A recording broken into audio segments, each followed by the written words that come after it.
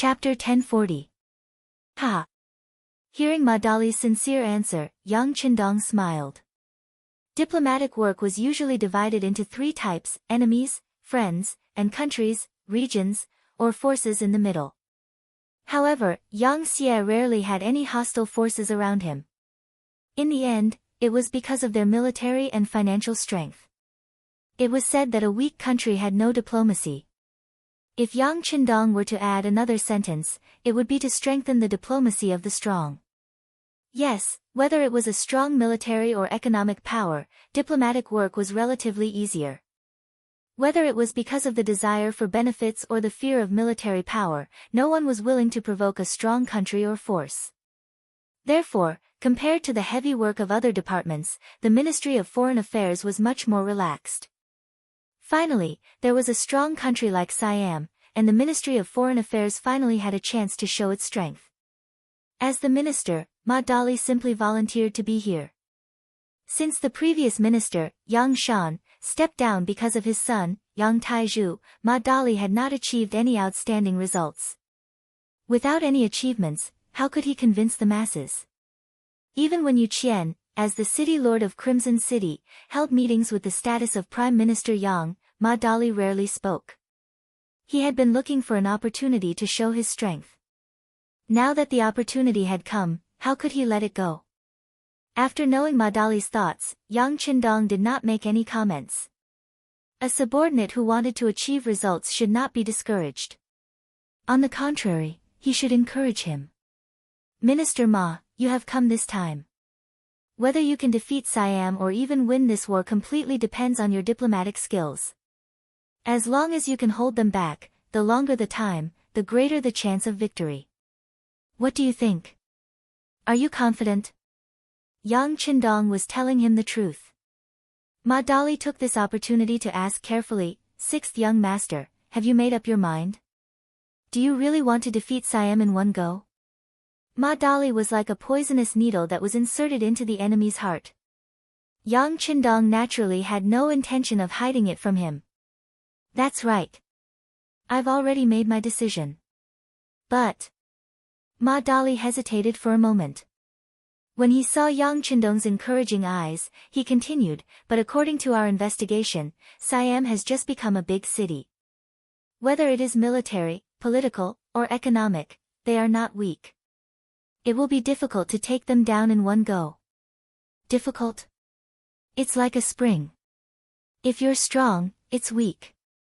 Yang Qindong didn't care if the other party knew what a spring was, or if he could understand this saying. He still said decisively, if a person wants to grow, he has to go through some setbacks and difficulties. Similarly, if Yang Xie wants to expand, it has to do something that it knows is difficult.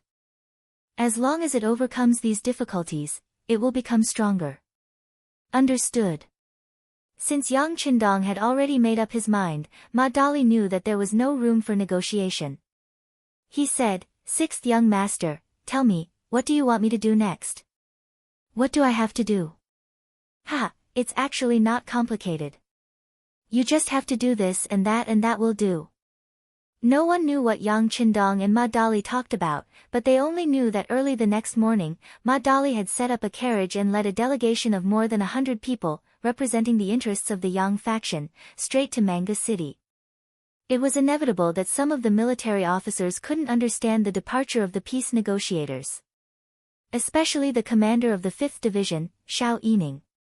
In the battle on the Barren Mountain, half of his division had died.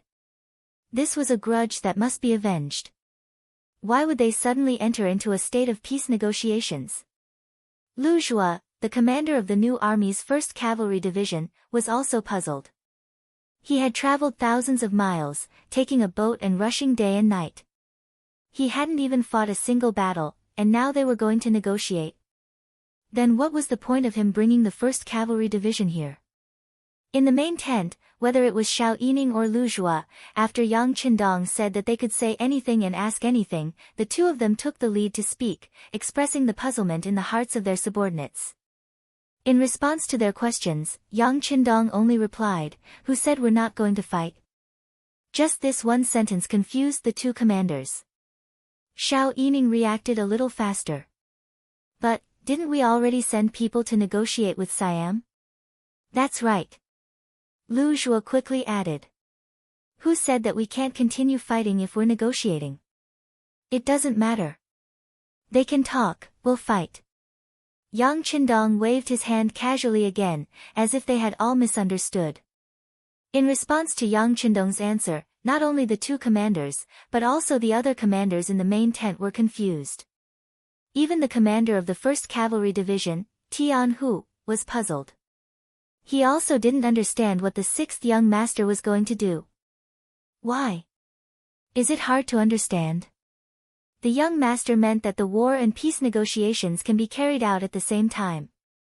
However, when we fight, we don't have to send our main force to the front like before. Instead, we can send our reserve troops to the front. We can use this opportunity to see if there are any suitable seedlings. Yang Qindong saw that everyone was confused, so he simply explained it clearly. As soon as he said this, a few people were the first to understand. Especially Commander Tian Hu. Where did his 1st Cavalry Division come from? Wasn't it formed by constantly fighting on the battlefield and gathering elites? This was going to continue the old path. Naturally, he had the most right to speak. He immediately said, the 6th young master means to train the soldiers through war. That's what I mean. Of course, as veterans who have experienced hundreds of battles, this time, you have to do your job as instructors. Not only that, once you find a good seedling, you can apply for recruitment. The young master will give you a certain amount of talent support. Of course, you have to do your job as instructors and examiners. You have to score every soldier in the war. This is an extremely important matter. Do you understand? When he said these words, Yang Qindong especially looked at the commander of the 5th Cavalry Division, Xiao Yining. The meaning he wanted to express was very clear. Isn't the 5th Cavalry Division lacking in soldiers? Once this war is over, the 5th Cavalry Division can be reorganized. Even though Yang Qindong's meaning was very clear, and Xiao Yining was indeed moved, there was still a problem that he didn't clarify. Otherwise, he really wouldn't be happy. The 6th young master, if his performance is outstanding, can he be promoted? Of course. Otherwise, how can he join the 5th Cavalry Division? Yang Qindong said as if it was a matter of course. Good. I understand. At this moment, Xiao Yining's face finally revealed a smile. At this moment, he even became a little excited. He was still thinking that with the current ratio of young and strong Han men in Crimson City, it would be difficult to recruit more than 4,000 people. If things went wrong, it would affect the strength of the 5th Cavalry Division. Now that they could train the soldiers on the battlefield and recruit good seedlings, the 5th Cavalry Division would definitely be able to quickly return to its former glory. After the general plan was set, Yang Qindong announced a few more details. For example, only those who killed 10 people on the battlefield would be allowed to be promoted. Other than that, those who performed well would be able to enter the B-grade troops, the auxiliary troops of Crimson City, and those who performed well would be able to enter the C-grade troops, the provincial troops. As for those who didn't perform well, they would be given money to chase them away. In short, they would only fight for the sake of producing elite soldiers. If there were really no suitable candidates, it would be better to not have them than to form an army for the sake of numbers. Otherwise, not only would they be scamming them, they would also be scamming themselves. On the battlefield, the enemy wouldn't be afraid because of the number of soldiers you had. On the battlefield, victory wouldn't be decided by who had more soldiers. Using battle to nurture soldiers was carried out in an orderly manner under Yang Qindong's decision. According to his requirements, any commoner between the age of 16 and 35 who was under the Yang faction's influence could sign up. Then, the various cities would report the list to the various provincial governments, and in the end, the provincial governments would transport the people to the battlefield. In order to encourage people to sign up, Yang Qindong also proposed that the number of soldiers each province could choose would have a close relationship with the provincial governor and the various officers at the end of the year. In the end, there would be a reward system, praising the provinces that performed well and scolding the provinces that didn't, etc. The temptation of being promoted was already very big, and now that it was directly related to the official rank evaluation, who wouldn't want to try their best? Immediately, under the encouragement and publicity of the local governments, there were many people who signed up. Batches of young men who met the requirements were sent to the North Army's new Second Army, Luo Po's, and the East Army's Yang Qindong's. In the East Army, the first army that was approved to train soldiers was the 50,000 Cambodian soldiers who followed Yang Qindong. Of course, this was not all the soldiers of the right age in Cambodia. With a population of 4 million, it was not a problem to select a few 100,000 suitable soldiers. These 50,000 soldiers were just the first batch of soldiers to be sent to the battlefield. The power of training soldiers was completely delegated to the 3 division commanders, Tianhu, Xiao Yining, and Lu Zhua. After a discussion, they decided to only send 2,000 recruits to the battlefield at a time. In order to ensure that they would not be surrounded by the Siamese Army, the 1st Cavalry Division, the 1st Cavalry Division of the new 1st Army, and the 5th Division of the Lu Zhua Po would send veterans to accompany them. They would only be sent out when they encountered suitable opponents, so as to ensure that they could complete the training requirements under the circumstances of equal strength and strength. The 5-Star Army had sent out envoys according to the king's request, and the troops were heading to the capital, Bangkok. For this reason, it was said that the 5-Star Army in the south had stopped their attack on Pattaya. After receiving this news, the Siamese Army, which was originally very nervous, immediately relaxed. Chapter 1041. It was at this time that a scout suddenly reported that a small unit of the 5-Star Army had left the border city of Bob and was heading towards Shafu City. After hearing the news, the Siamese Army was very puzzled. The Siamese general guarding Shafu City immediately sent people to stop them, as if he wanted to persuade them to stop moving forward. In the middle of Bob and Shafu City, the two sides met. On one side was a Cambodian army of 2,000 people, and on the other side was a Siamese army of 5,000 people. The veterans of the 5-Star Army who followed and protected them quickly made a decision. This battle was worth fighting. At least in their eyes, if they were the ones fighting, they would not need 2,000 people, but 1,000 people would be enough to win. With this decision, the first training of the soldiers began. The mixed soldiers were mixed soldiers. They did not have much training, and most of them relied on brute force. The result of the first battle was no surprise. More than 300 of the 2,000 soldiers were killed on the spot, and the rest fled back. According to the information obtained by the veteran scouts, not even 100 Siamese soldiers were killed. When the news reached Yang Qindong's ears, he was not surprised at all. Some soldiers who had not undergone systematic training were just a bunch of brute force.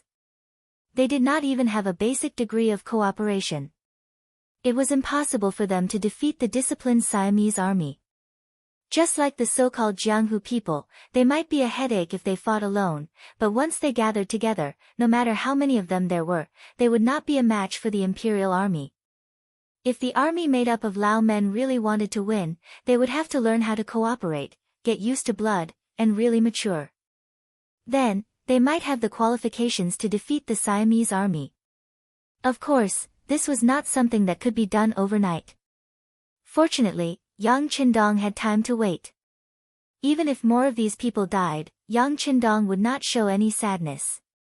These were all alien races, and for a certain period of time, he had even thought about how to stop the growth of the alien race population, and what kind of attitude and methods he should adopt towards these adult alien males. This was one of the methods that Yang Qindong had thought of.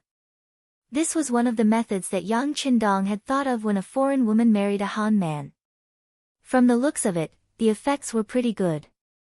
Now that they had the advantage of sacrificing foreign men on the battlefield, even if foreign women wanted to get married in the future, they would have no choice but to choose Han men.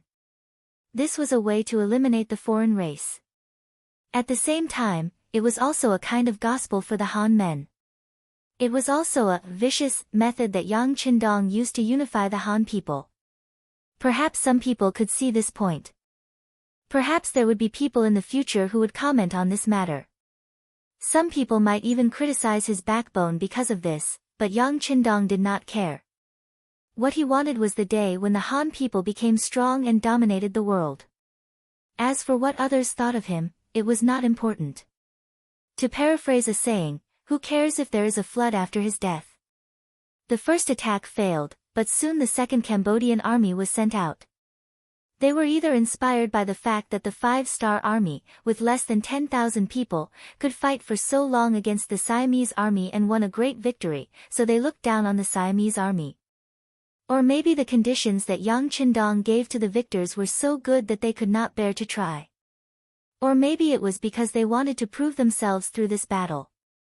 They wanted to tell their relatives in their hometown and their women that the five-star army was not the only one in the world who knew how to fight. They were real men and they could do it too. Regardless of the reason, there were waves of Cambodian soldiers. Under the control of the five-star army, they were divided into groups of 2,000 people and entered the Siamese territory, looking for an opportunity to fight the Siamese army. At this moment, in the capital of Siam, Manga City, Minister Ma Dali had appeared as the representative of Yang Xie. He was warmly received by Prime Minister Hamad. What was a politician? The performance of the two men was obvious. No matter how fierce the battle was before and how many people were killed or injured, when they met this time, their faces were full of joy. Those who did not know the inside story would definitely think that the two men must be old friends.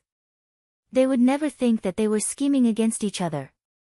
On the way into the city, Hamad even prepared a small welcoming ceremony to show the people that Siam still loved peace.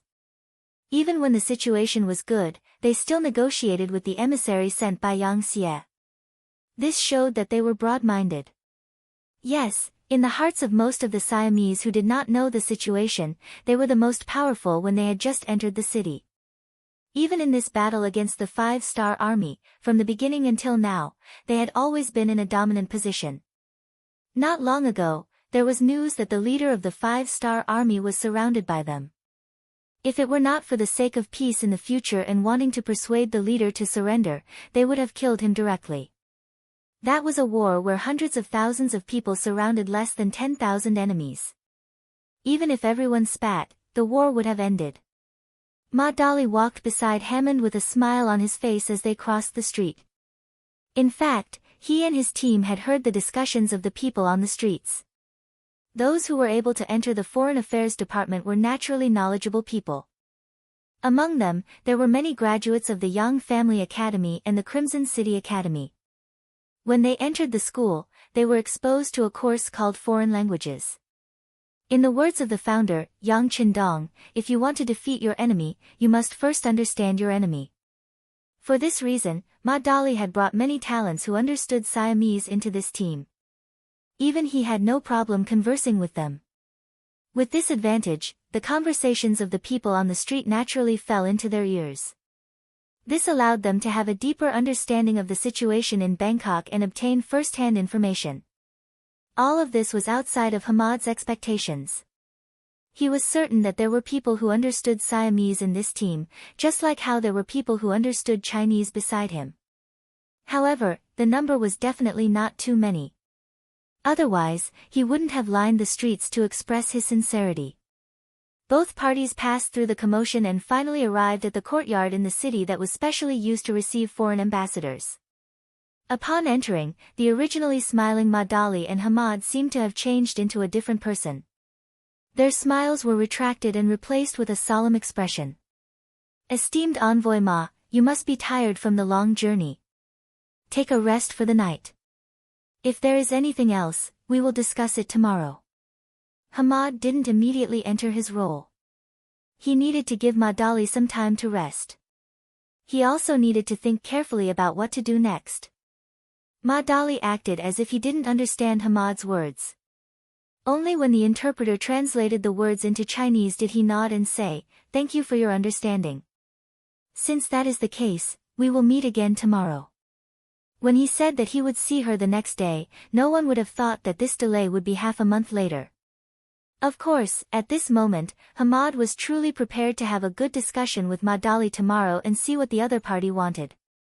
Therefore, after settling down the five-star army ambassadors, he headed straight for the palace. According to his intention, he would first report to the king and receive a general decree. Upon entering the palace, not only did Hamad see the king, Illiqui, he also saw another first-rank general guarding the western border of Siam, Chun Hoang. According to the Great Ming Dynasty system, Chun Hoang was considered a relative of the emperor. His sister married Illiqui and was deeply favored by the emperor. Because of this, he was promoted several times from a small general stationed with 100 soldiers. In the end, he became a first-rank general, second only to Gordon. Relatives of the king were not allowed to interfere in politics. This was the same everywhere. Thus, Chun Hoang had no choice but to leave the capital and head to the safest western border of Siam. He became a first-rank general in name and was mainly responsible for dealing with the Awol dynasty. To put it bluntly, he was completely a figurehead. This time, they had started an all-out war with the Five-Star Army.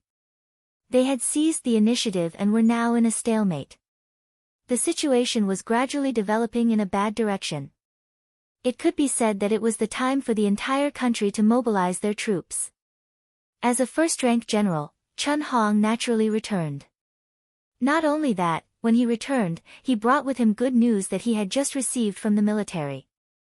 The Five-Star Army's attacks from the north and east had suddenly become weak. News of the Siam Army's victories came from the front lines. Translator, Nyoibo Studio Editor, Nyoibo Studio. Good news made Yalinki very happy. After knowing the purpose of Chun Hoang's visit, Yalinki immediately welcomed him. Yalinki knew the whole story and knew that the Five-Star Army had been launching attacks every day. Although the scale of the attacks was not very big, it was a real attack. The Siamese army naturally fought back. Originally, they were expecting a fierce battle. But who would have thought that the Five-Star Army could not fight anymore? Is this true? King Illiqui's face was filled with disbelief as he asked. Yes, there are battle reports from all sides. One of them was written by General Gordon himself, Chun Hoang said with a face full of flattery and joy. As the saying goes, love the house and its crow. Since he liked Chun Hoang's sister, Illiqui naturally did not dislike Chun Hoang. Now that Chun Hoang brought news of victory, he could not help but laugh heartily. This was the first time Illiqui laughed heartily since the start of the war with the Five-Star Army. At this time, Hammond entered the palace to report the situation. When he saw the king laughing so happily, he was also curious. Your Majesty, when did you become so happy? Tell me and I will be happy too. Ha, good. General Chun, tell the Prime Minister about this. Illiqui was in a good mood and immediately agreed. Chapter 1042. With a smile on his face, Chun Hoang turned around and bowed to Hammond. He then said, Prime Minister, news just came from the front lines. The Five-Star Army's attack is weak. After several battles, they have suffered heavy losses. Our side has won. And this is all thanks to His Majesty. His Majesty's troops represent the righteous. Even the heavenly sect was moved, resulting in today's victory. Chun Hoang did not forget to take the opportunity to flatter the king. At the same time, he was carefully observing Hammond's reaction. Just like in most dynasties, civil and military were at odds. In Siam, civil and military rarely got along. In particular, the reason why Chun Hoang left the capital for Shijiang was because of the advice of Hammond and the other civil officials. He hated these people from the bottom of his heart. But because the king valued these civil officials, he had no choice but to deal with them. But no action did not mean no thoughts. During his time in Shijiang, Chun Hoang was constantly thinking about revenge. This time, he was looking for an opportunity to do so. In his view, if he wanted to take revenge, the first person he had to deal with was the Prime Minister, who wielded enormous influence in the court. If he did not topple this mountain, once the war was over, he would probably have to return to the western border to suffer. Prime Minister Hammond didn't think too much about it. At least at this moment, his mind was completely focused on government affairs. When he heard Chun Hoang say that the situation on the front lines was starting to turn for the better, he was truly confused. If not for the fact that he understood General Gordon and knew that this person was the worst at lying, he would have doubted the veracity of this matter. Since even General Gordon said that the front lines had won, Hammond had to think carefully about what was going on. From the bottom of his heart, Hammond did not believe it. A 5-star army that could defeat the Jiaoji kingdom, the Lansang dynasty, and the Golden Bian dynasty, as well as occupy the Luzon island and a large area of the sea, they stunned everyone from the moment they appeared. With their strong financial resources and powerful military capabilities, there were few who would not follow their orders. How could such an army suddenly have such a low combat strength? This didn't make any sense at all. Hammond suddenly stopped talking. He didn't express any opinion and just stood there with a frown on his face. Chen Hong saw all of this and it was difficult for him to find a weakness. He had no choice but to continue asking. Prime Minister, why do you look unhappy? Are you unhappy that the army won the battle at the front lines? After this reminder, even King Li Qi paid attention to it. But out of trust, he still said, how can that be? The Prime Minister is the Prime Minister of Siam. He will naturally be happy to hear that the frontline army has won the battle. Yes, of course I'm happy. At this moment, Hammond also recovered and hurriedly replied. But after saying this, he still voiced out his doubts. It's just that the 5-star army has always been known for their extraordinary combat strength. Why did they suddenly become weak this time? Weakened? Chen Hong finally caught the opportunity and said, how can it be weakened? It should be because our Siam army is too strong. Under His Majesty's wise leadership, we have vigorously developed our military. The treatment and training of the army are the best. Why can't such a good army win the battle? Prime Minister, as a general leading an army, I really can't agree with what you're saying. The Siamese army was indeed stronger than the other neighboring countries. But if it was said that they could easily defeat the 5-star army, Hammond would never believe it. He decided to see for himself and personally go to the front line to see for himself. Your Majesty, I am willing to go to the front line. Please allow it. This was Hammond's strength. He would not easily agree with the opinions of others. He would only make a decision after seeing the results.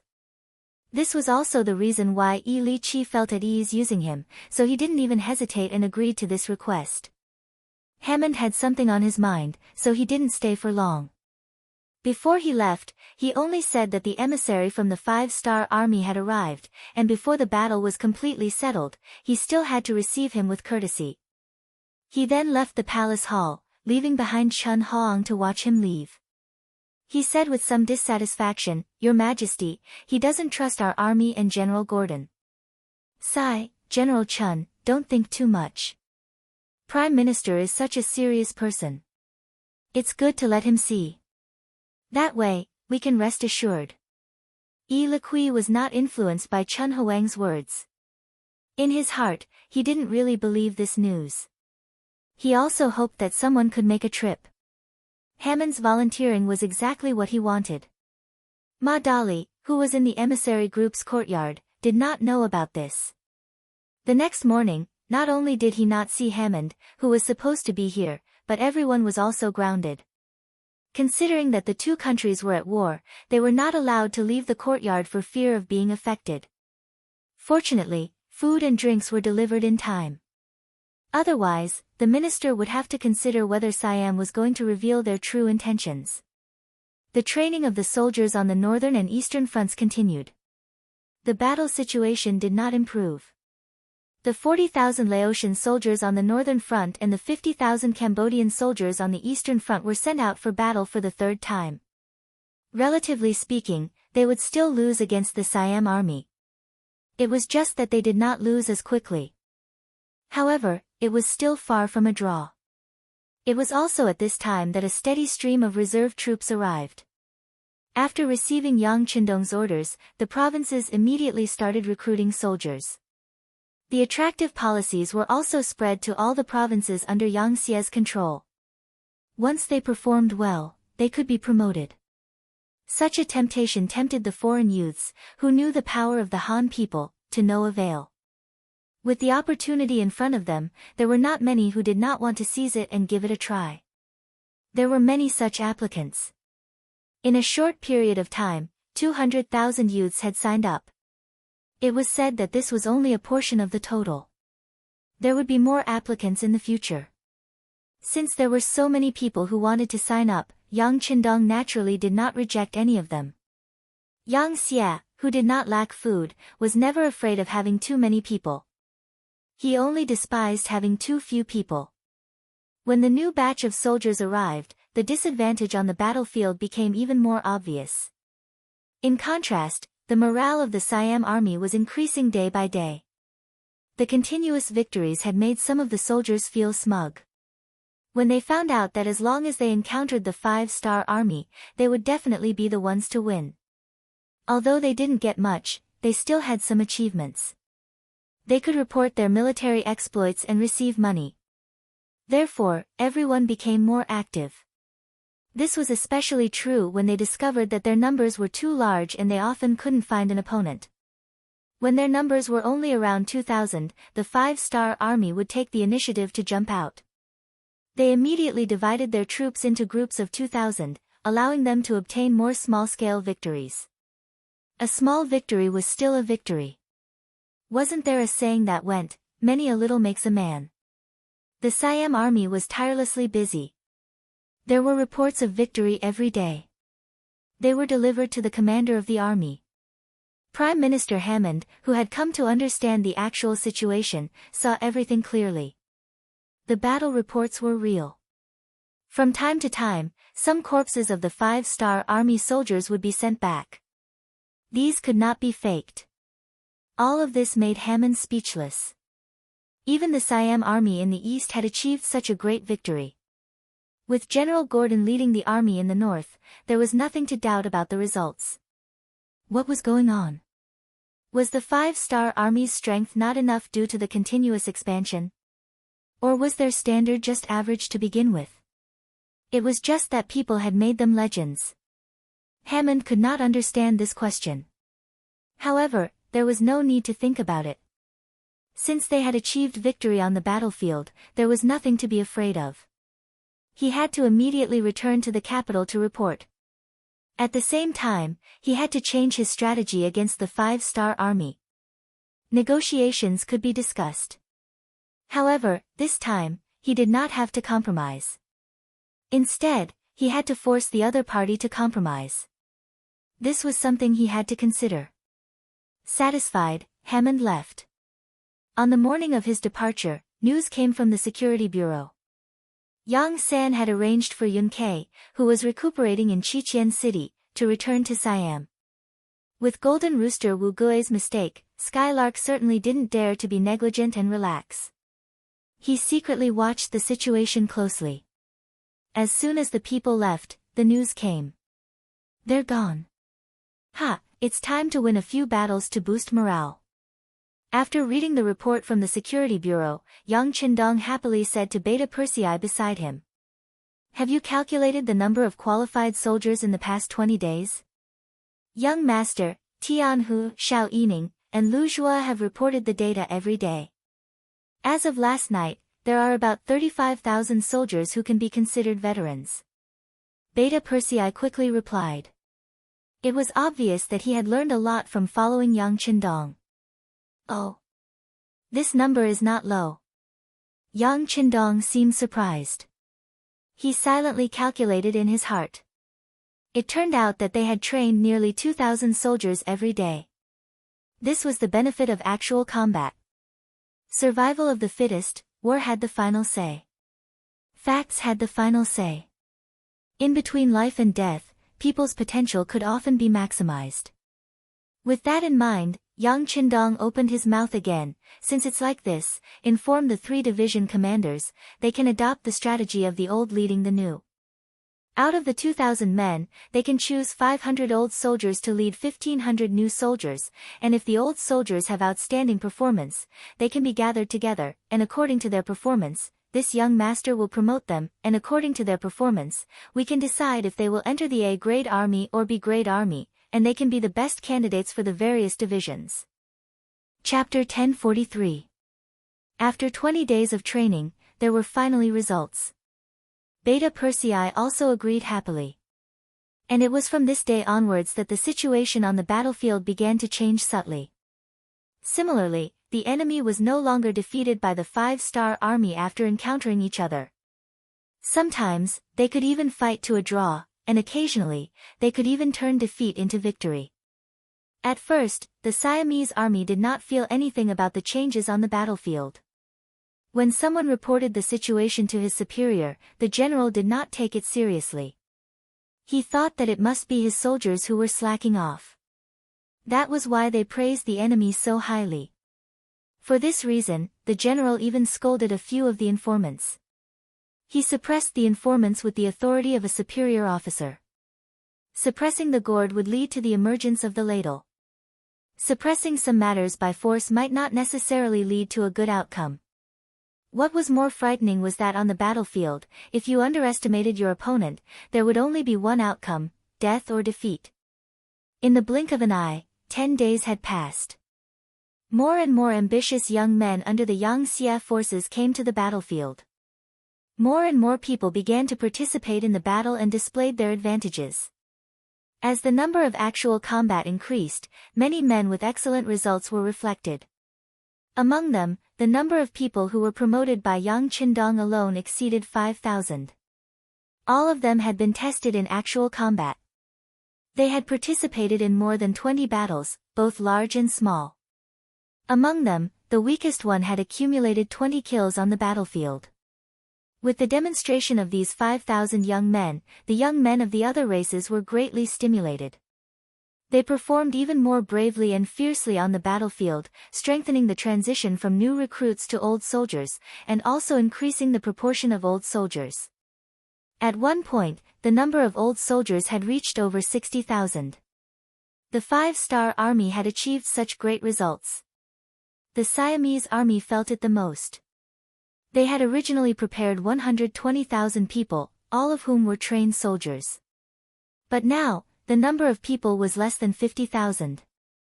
Seeing that the 5-star army's offensive did not weaken and was still so strong, they had no choice but to send a request for reinforcements to the capital. It wasn't that they couldn't defeat the 5-star army, and it wasn't that they didn't fight with their lives on the line. It was just that there were too many of them, so many that it seemed like they would never be able to kill them. In fact, the 5-star army had paid a heavy price. Countless recruits had died in the first battle. In terms of numbers, they were not inferior to the Siamese army. Mangu City suddenly received a request for reinforcements from the East Army, which was beyond the king's expectations. Didn't they say that the battle at the front lines was going well and that the 5-star army had suffered heavy losses and that they wouldn't be able to hold on if this continued? Why was it his own side that needed reinforcements? What kind of situation was this? Countless question marks involuntarily appeared in his mind. Yi Liqui immediately summoned Prime Minister Hammond and First-Rank General Chun Hoang to seek their opinions. The two representatives of the civil and military officials hurried into the palace. Just as they were confused, Yi Liqui threw an urgent letter for help at their feet with an unfriendly expression. "Take a look and see what's going on." The two picked up the letter and their expressions quickly turned heavy. Chun Hoang was the only first-rank general in the palace. In fact, he had been in charge of military affairs and understood the situation at the front lines very well. Indeed, the news of victory had been constantly spreading. As time passed, he had already gotten used to it. He wouldn't become so excited because of the news of victory. In fact, in his opinion, this battle should be over soon. Perhaps, it would be worth celebrating when they achieved a great victory over the 5-star army. Needless to say, Hammond personally understood the situation at the front lines. 10 days ago, the news of victory was still spreading. Why did they need to request reinforcements from the royal capital so quickly? Could it be that the 5-star army's reinforcements had arrived? When he thought of this, Hammond suddenly remembered something. The intelligence personnel he sent to investigate the 5-star army hadn't contacted him for 7 to 8 days. Logically speaking, if there was any situation, they should have contacted him at least once every 3 to 5 days. But this time, It was so long. Did something happen to them? What did this mean? The faces of the two ministers became heavy. However, without enough understanding, how could they know what to say at this moment? He was facing the king. One wrong word, one wrong decision, and it could bring about terrible consequences. The two didn't speak, but it didn't mean that the matter would pass. Looking at the two who had turned mute, Eliqui's displeased voice sounded again. What? Why aren't you speaking? This king is asking for your opinion. Eliqui was about to get angry. Chen Hong was afraid and couldn't help but raise his head and say, Your Majesty, perhaps the 5-star army sent reinforcements. After all, the battle has been going on for almost a month and the battles are fierce every day. The soldiers at the front lines must be exhausted and need fresh blood to ensure victory. Exhausted? So in your opinion, are you going to agree to send reinforcements? Eliqui heard this ambiguous answer and asked in displeasure. This. According to the rules of the battlefield, the soldiers can't be used frequently. We should send reinforcements. Chen Hong knew that he couldn't continue wavering. He could only grit his teeth and express his determination. After Chen Hong expressed his opinion, it was naturally Hammond's turn. Logically speaking, he had lost the support of his informants and should first understand the situation before making a final decision. But this time, Eliqui was in a fit of rage. If he gave such an answer, it was clearly inappropriate. During this period of time, Chen Hong had been active in the royal city. He had already roped in a lot of ministers and had also said a lot of bad things about himself. At this moment, he absolutely could not do anything wrong. Otherwise, it would be like handing over his weakness to his opponent. Your Majesty, this official also believes that we should send reinforcements. But the matters at the front lines shouldn't be too urgent. Your Majesty should also take care of your body. After coming to a decision, Hammond's expression relaxed and he replied fluently. Hearing Hammond's tone wasn't heavy and even seemed to be relaxed, Eliqui's heart was greatly reassured. He knew his prime minister too well. He had always planned before acting. Since he said it was fine, then there shouldn't be much to worry about. But before Eliqui could speak, Chen Hong, who saw him as a thorn in his side, took the initiative to express his opinion. Prime Minister, how can you be so sure that there won't be any problems? He. First, there was a light chuckle. Then, the confident Hammond said with confidence, there are 3 reasons.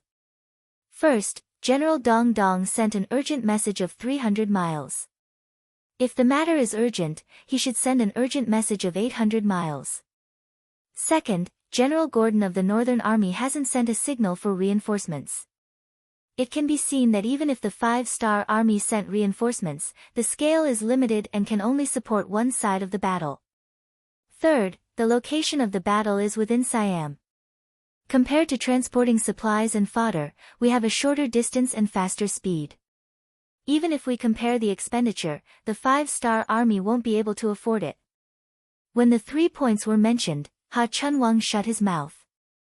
He knew that he wasn't a match for a scholar in terms of eloquence. Moreover, this was the representative of scholars, Hammond.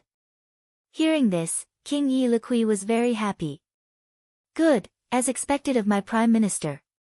What you said is reasonable. Even if the 5-star army sent reinforcements, we should also send reinforcements. This time, we will let them see the strength of Siam and let them know that we aren't comparable to Lansang and Golden Rim. We, Siam, are the strongest and cannot be defeated. Following Eliqui's laughter, the matter of sending reinforcements to the Eastern Army was settled. In order to deal a heavy blow to the 5-star army, they sent out 100,000 reinforcements.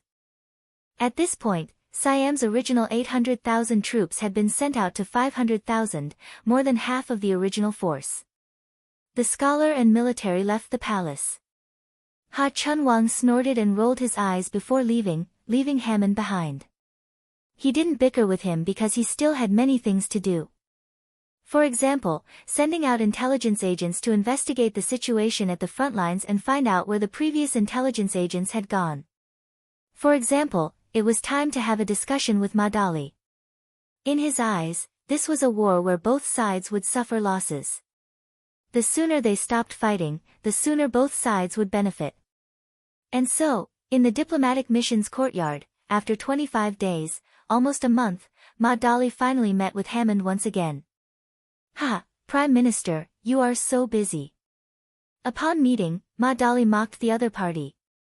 Speaking of which, he couldn't be blamed for being so angry. After being ignored for almost a month, anyone would be angry. Before coming, Hammond had already expected Yang Xie's special envoy to be unhappy. He immediately cupped his fist and said, "My apologies, my sincere apologies. There was a small problem at the front lines. I just finished dealing with it. See. The first thing I did after returning is to see you." "Oh. A small problem at the front lines? What's the matter?" Through the interpreter, Madali pretended to understand and asked. "Sigh." At first, he looked pained, then Hammond raised his head and said, "Isn't it because there are too many captives at the front lines? My king is benevolent and has sent these captives back to the royal capital. There are so many people who need to eat, so I, as the Prime Minister, have to take care of them. That is why I have neglected you. Please forgive me." As Hammond spoke, he paid attention to Madali's reaction. He wanted to see something from this person's expression. But he didn't know that he didn't understand Madali at all. Specifically, there were 3 things he didn't understand. First, as Yang Xie's foreign minister, Madali's ability to communicate with people was outstanding. He was also the best at reading people's expressions. Any small mistake made by an opponent could be caught and analyzed. So, it was better to forget about playing mind games with such a person. It would be good enough if he didn't fall for others' schemes. Chapter 1044. Secondly, Madali understood Siamese. After diligently studying for the past 20 days, he could be considered proficient. This gave him more room to think and react. On the surface, it seemed like he still needed to listen to the interpreter, but in reality, he already knew the specifics and had already begun to react. Thirdly, and the most important one. This time, the diplomatic mission was equipped with a telegraph. This meant that whenever he needed to know about anything that happened on the front lines, Yang Qindong would report it to him, allowing him to understand the battle situation and Yang Qindong's thoughts so that he could determine the next step. All of this had been carried out in secret. On the surface, it seemed like the 100-odd members of the diplomatic mission hadn't left the courtyard, but they were well aware of the situation outside.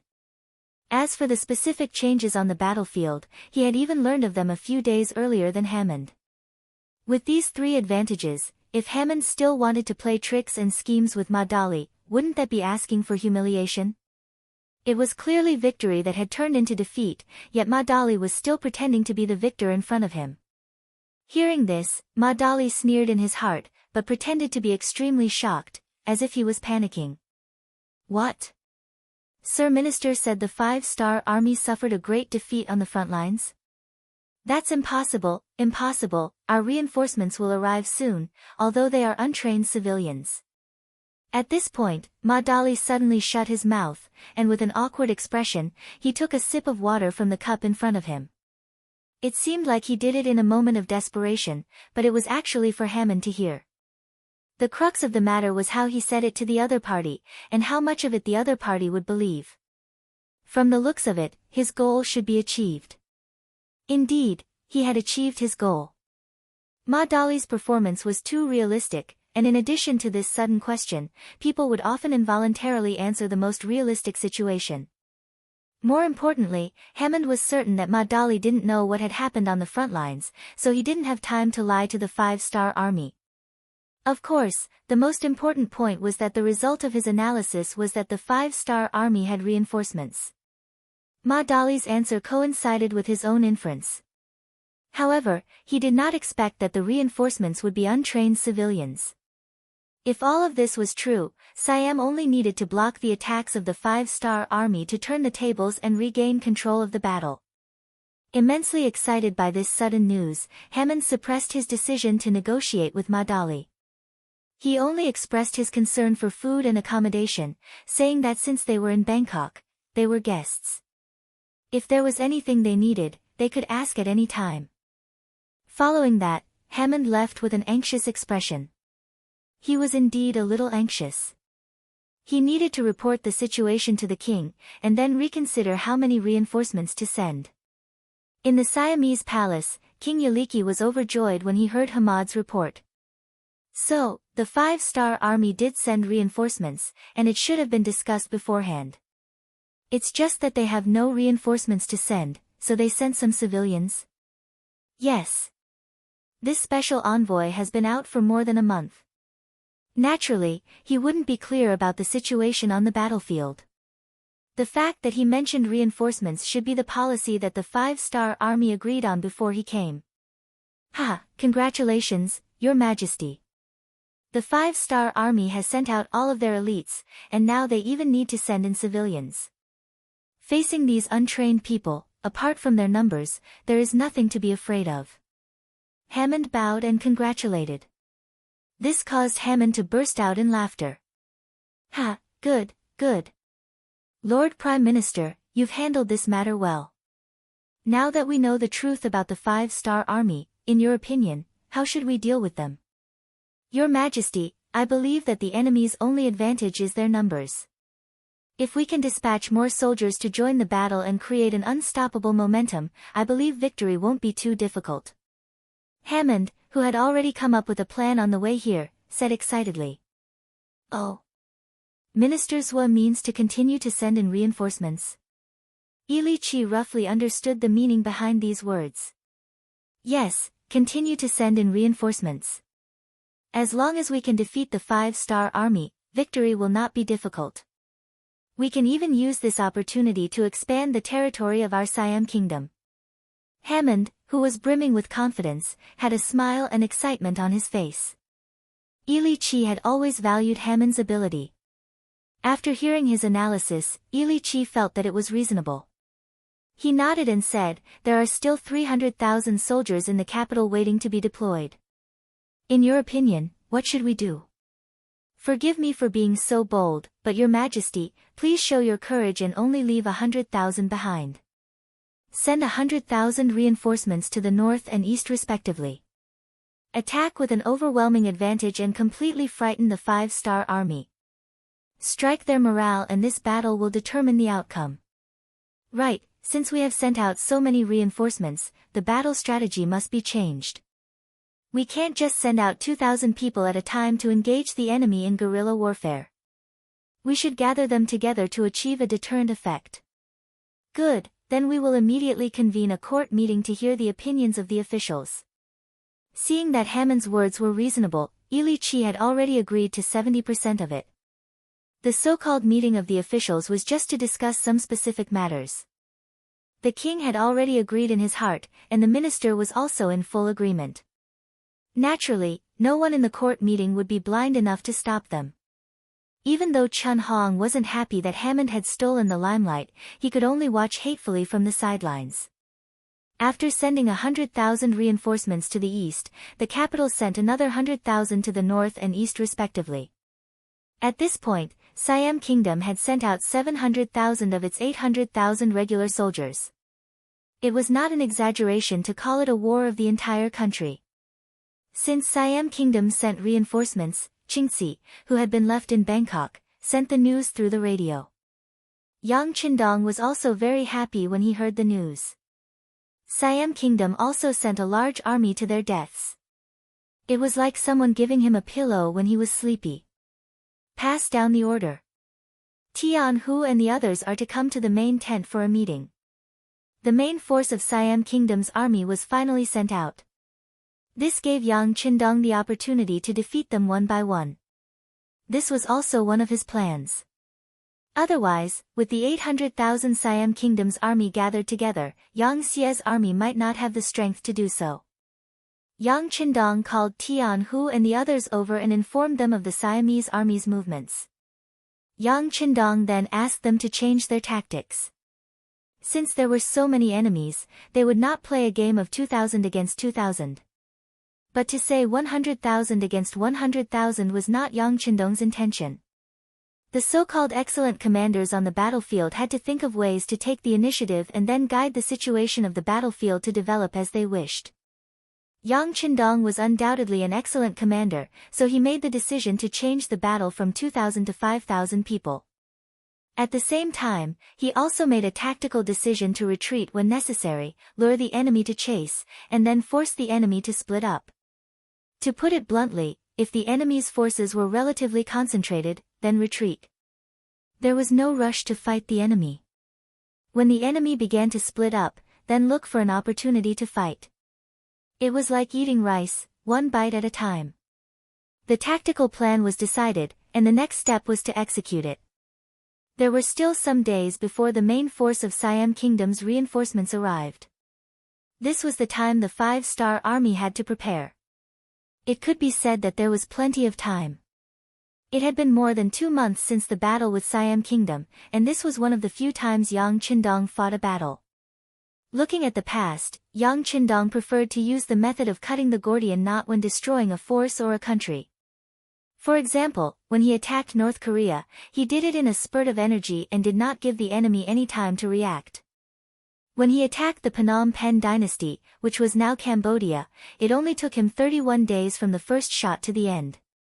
The reason for this result was that 1, he was well prepared, and 2, he had sufficient military strength.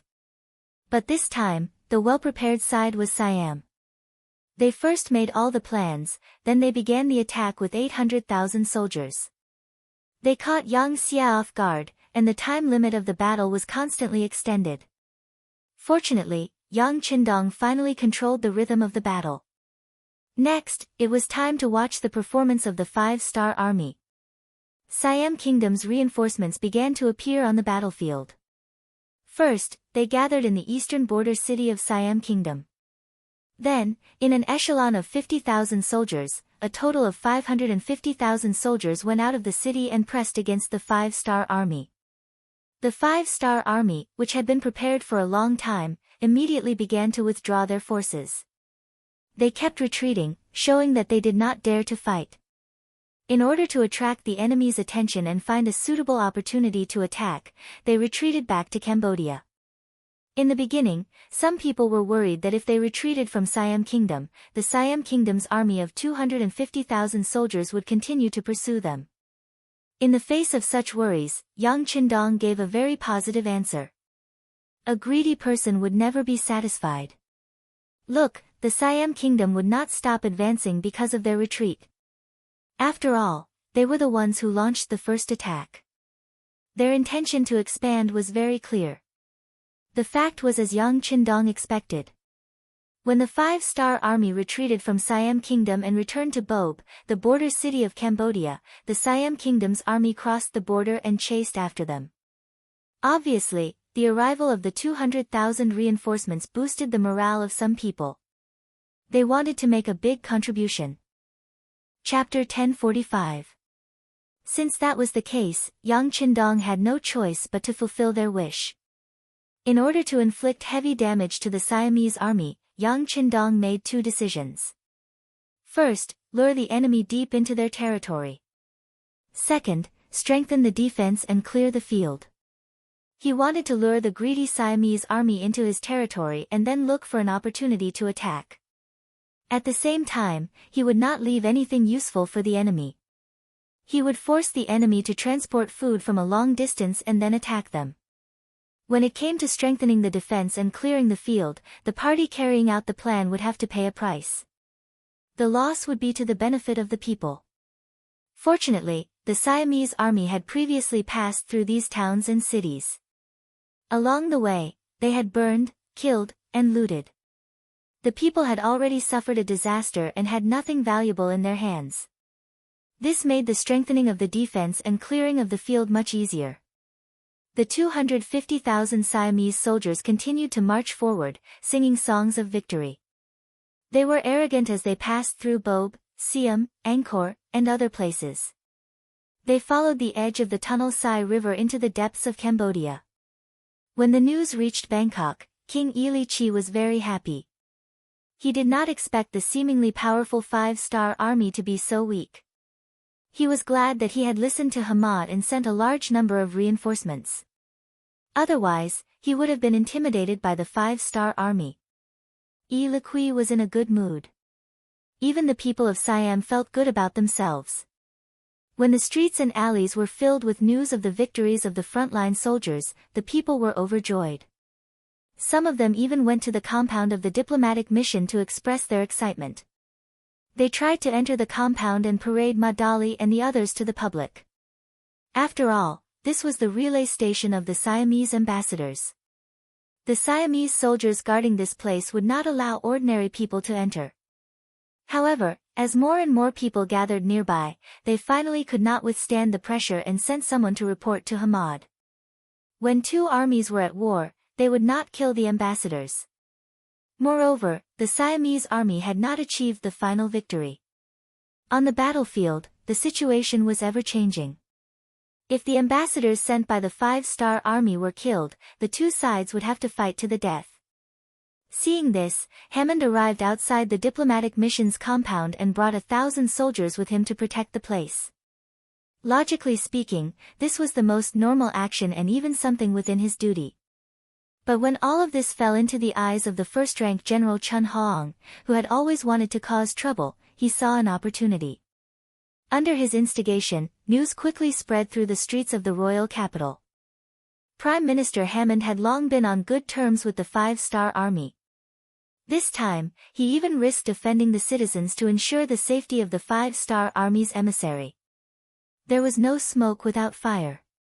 Many untrue things were often controlled by rumors and eventually became facts in people's eyes.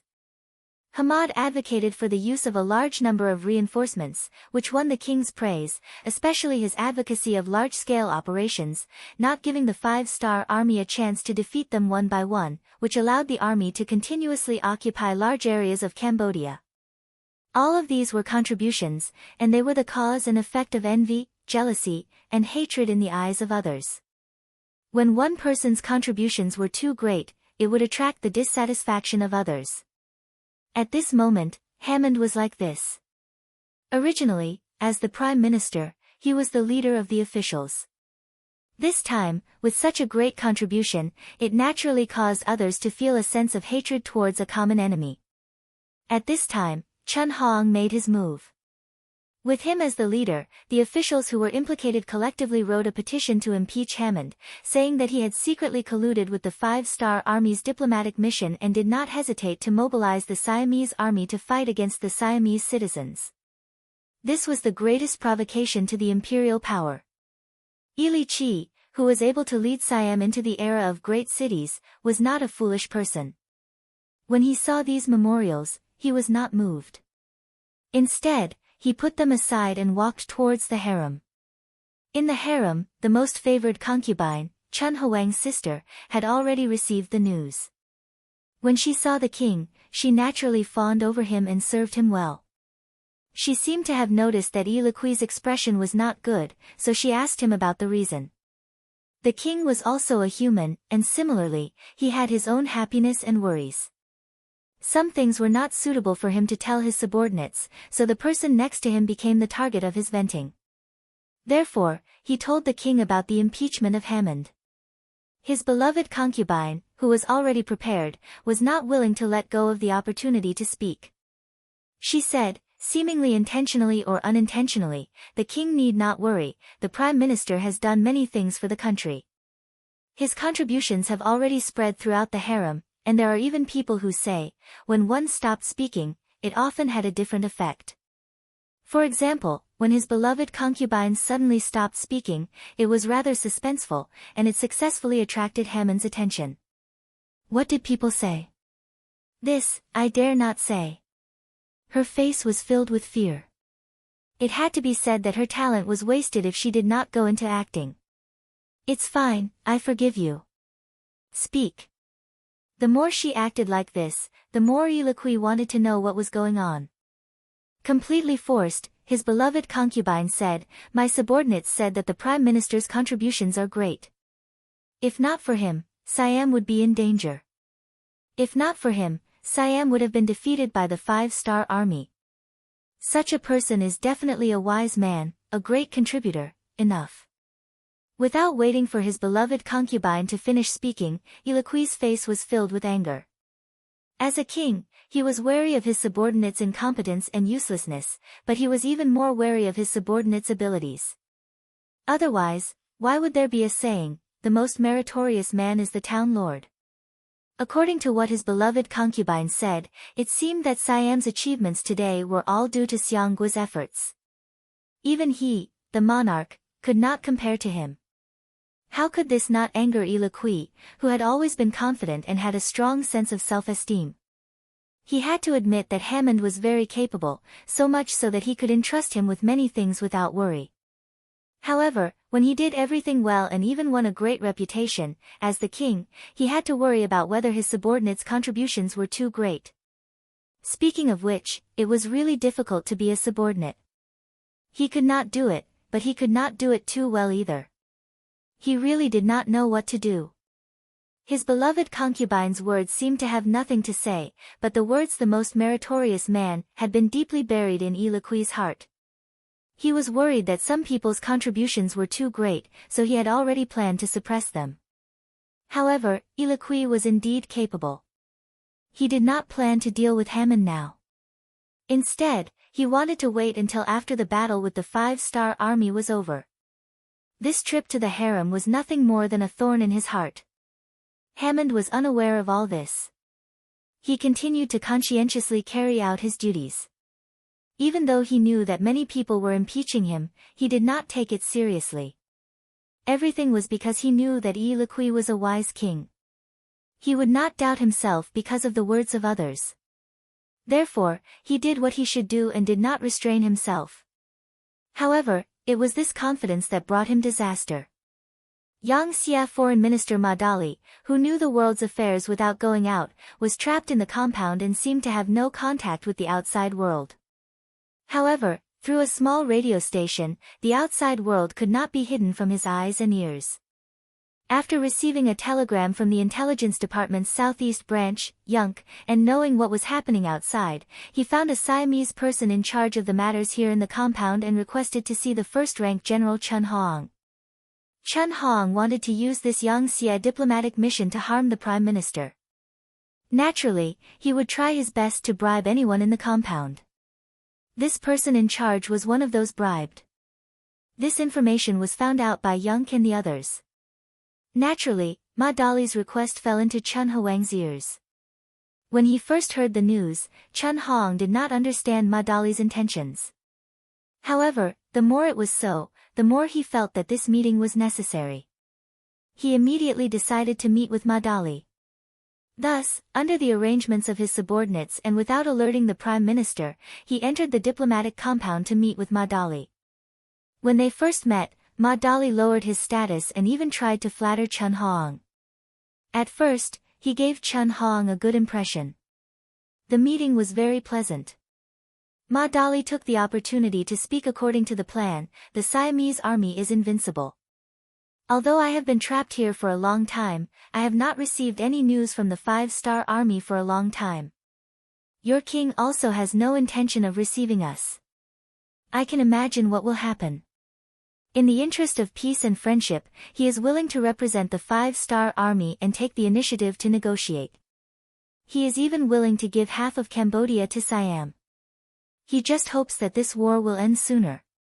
Ma Dali spoke with great sincerity. Chun Hoang had no choice but to believe him. Since Ma Dali was here to show goodwill, this was a good thing. He was overjoyed and said, "Very good. Your esteemed envoy is able to see the situation clearly. You are indeed a smart person. However, I wonder if your words can represent the highest level of the 5-star army? Of course. Otherwise, wouldn't my position as an envoy become a joke? In fact, I won't hide it from the great general. When I first came here this time, I wanted to negotiate with your country, but no one listened to me. Thus, I took the initiative to look for you. I know that you are a smart person. You will definitely agree to this mutually beneficial answer. So, as long as the general agrees, we can immediately do what we said.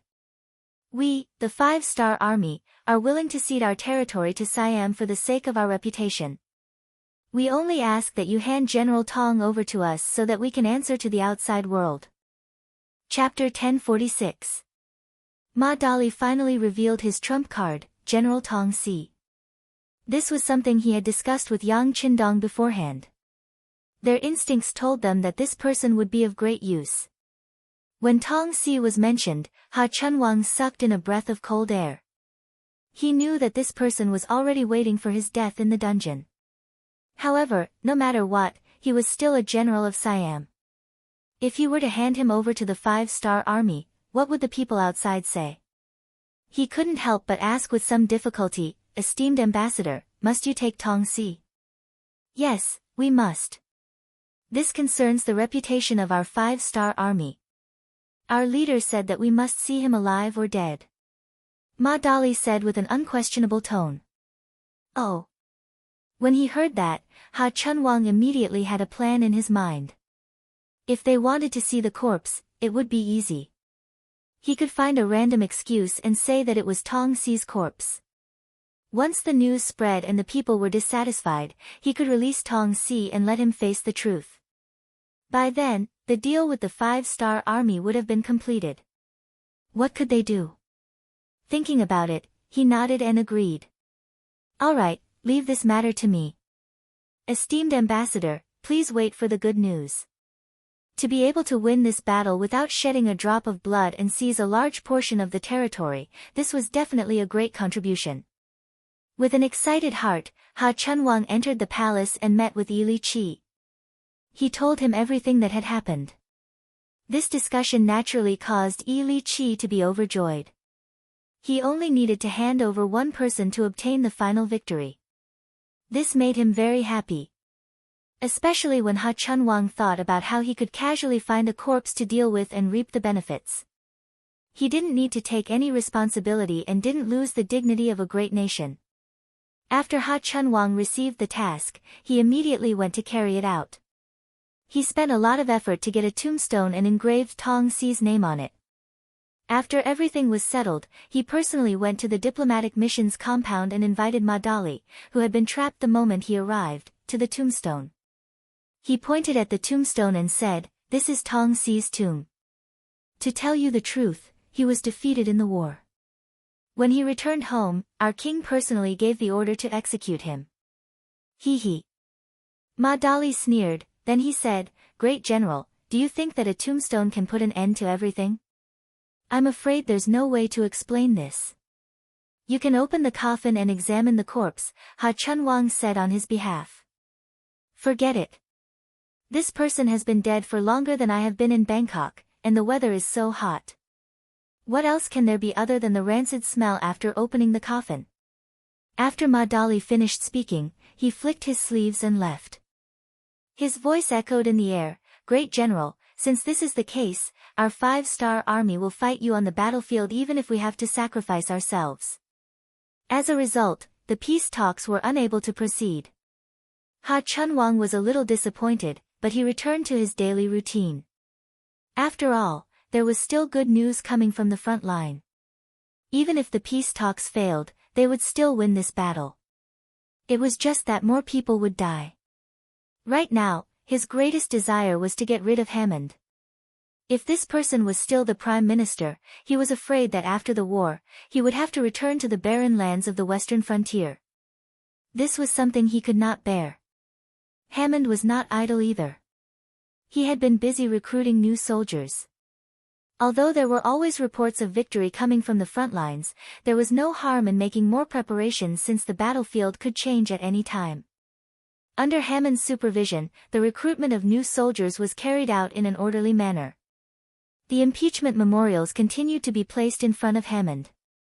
Although there was a thorn in his heart, this famous monarch had no intention of touching Hammond. He had already thought about it. Even if he wanted to touch Hammond, he would have to wait until the war ended. Everything would be settled with an excuse to suppress it. Using the dying Tong Si as a bargaining chip to end the war was quickly forgotten. It was as if it had never happened. The reason why no one paid attention to this matter was because they believed that the army was winning steadily. There was no need for such methods. However, as the Siamese army on the eastern front line occupied more and more empty cities and territories, they had no choice but to divide their forces to defend the cities. The Siamese army, which originally consisted of 50,000 people, finally showed signs of being scattered. Attack! The five-star army, who had been waiting for an opportunity, saw the effect of luring the enemy deep into the enemy's territory. They decisively launched a fierce counterattack. More new soldiers entered the battlefield. Apart from the corpses left on the battlefield, those who walked out were qualified soldiers who had experienced hundreds of battles. Yang Qindong's decision was to eliminate the enemy's strength. He did not care about the gains or losses of a single city or territory. Following this principle, the five-star army used multiple attacks to launch a full-scale counterattack against the 250,000 Siamese soldiers who had entered Cambodia. In order to achieve the goal of using war to train the soldiers, the young men from all over the country rushed in at once. They formed a unit of 5,000 people and launched a planned and intensive counterattack against the Siamese soldiers. After half a month, nearly 100,000 of the 300,000 people died. The number of injured reached 100,000. However, in the end, around 70,000 qualified soldiers were harvested. The attack of 300,000 people killed nearly 100,000 Siamese soldiers, greatly slowing down the enemy's offensive. Then, the third batch of young men arrived. Another 200,000 people entered the battlefield. 10 days later, more than 50,000 people died and more than 100,000 were injured. The number of soldiers who had experienced hundreds of battles was 50,000. In the third battle, more than 80,000 people were killed or injured. The East Siamese army still had about 70,000 people. At this point, the lack of manpower had become obvious. They had completely lost the initiative on the battlefield. Urgent letters for help were sent to the capital, Manga City. The five-star army of the East Siamese army had sent out about 560,000 new soldiers. Nearly 200,000 people died and more than 200,000 were injured. In the end, the number of qualified soldiers was 125,000. Perhaps they were not the best, especially the 50,000 people who came later. When they faced the Siamese army, their opponents were no longer at their peak. However, they had all experienced battles on the battlefield and had seen blood. They had a certain level of self-defense and killing ability. Give the order. 125,000 people will be divided into 13 units. We will launch a counterattack. We need better soldiers. Faced with hundreds of thousands of casualties, Yang Qindong said with a pained expression. However, they were of a different race. The deaths of these people were not as painful as the deaths of the 4,854 Ling Feng and He Wei soldiers. With the order, the counterattack began. In the face of the veterans' counterattack, the Siamese army, which had been badly beaten, finally showed signs of weakness. Not only did they quickly abandon the captured cities, but even when they retreated back to the borders of Siam, the five-star army did not stop. They continued to attack them. Shatu City fell. The loss of Shatu City, an important city at the eastern border, meant that the Siamese army had changed from an all-out attack to an all-out retreat. It also meant that the five-star army had begun to gain the initiative on the battlefield. The loss of Shatu City caused an earthquake in Bangkok. When King Yi Liqui heard the news, he almost fainted. Then, he summoned all the officials for a meeting. All the officials were woken up in the middle of the night and gathered in the palace.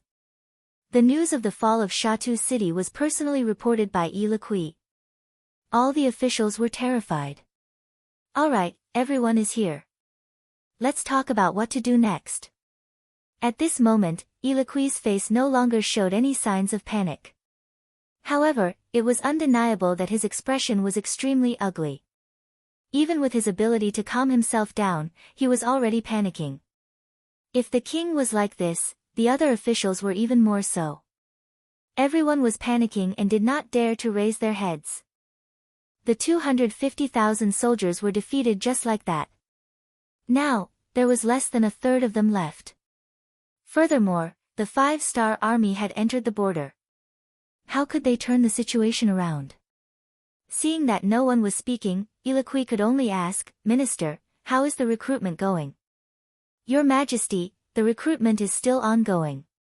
Currently, there are 100,000 new soldiers entering the camp. However, they have not undergone any training. If they are forced onto the battlefield, I am afraid that most of them will not be able to withstand a single blow. They will not be of any use." Hammond raised his head and said hesitantly. He was really worried that the king would send out these 100,000 soldiers in a moment of desperation. If that was the case, it would be the same as sending these people to their deaths. Fortunately, Ilikui was not muddle-headed. He only shook his head and expressed his disappointment. If it was any other time, Ilikui's performance would have caused Chun Hong to jump out and kick Hammond while he was down. However, he lowered his head and remained silent. He suddenly thought of Ma Dali and what he had told him about General Tong. Previously, they had considered Siam's reputation and the fact that their army had always held the initiative on the battlefield. Hence, they did not agree to hand over the people. But now, in the face of such an unfavorable situation, he had no choice but to disregard his reputation. "Your Majesty, I have something to say. I don't know if I should say it." Seeing that the court had fallen into silence again, Chun Hong spoke up.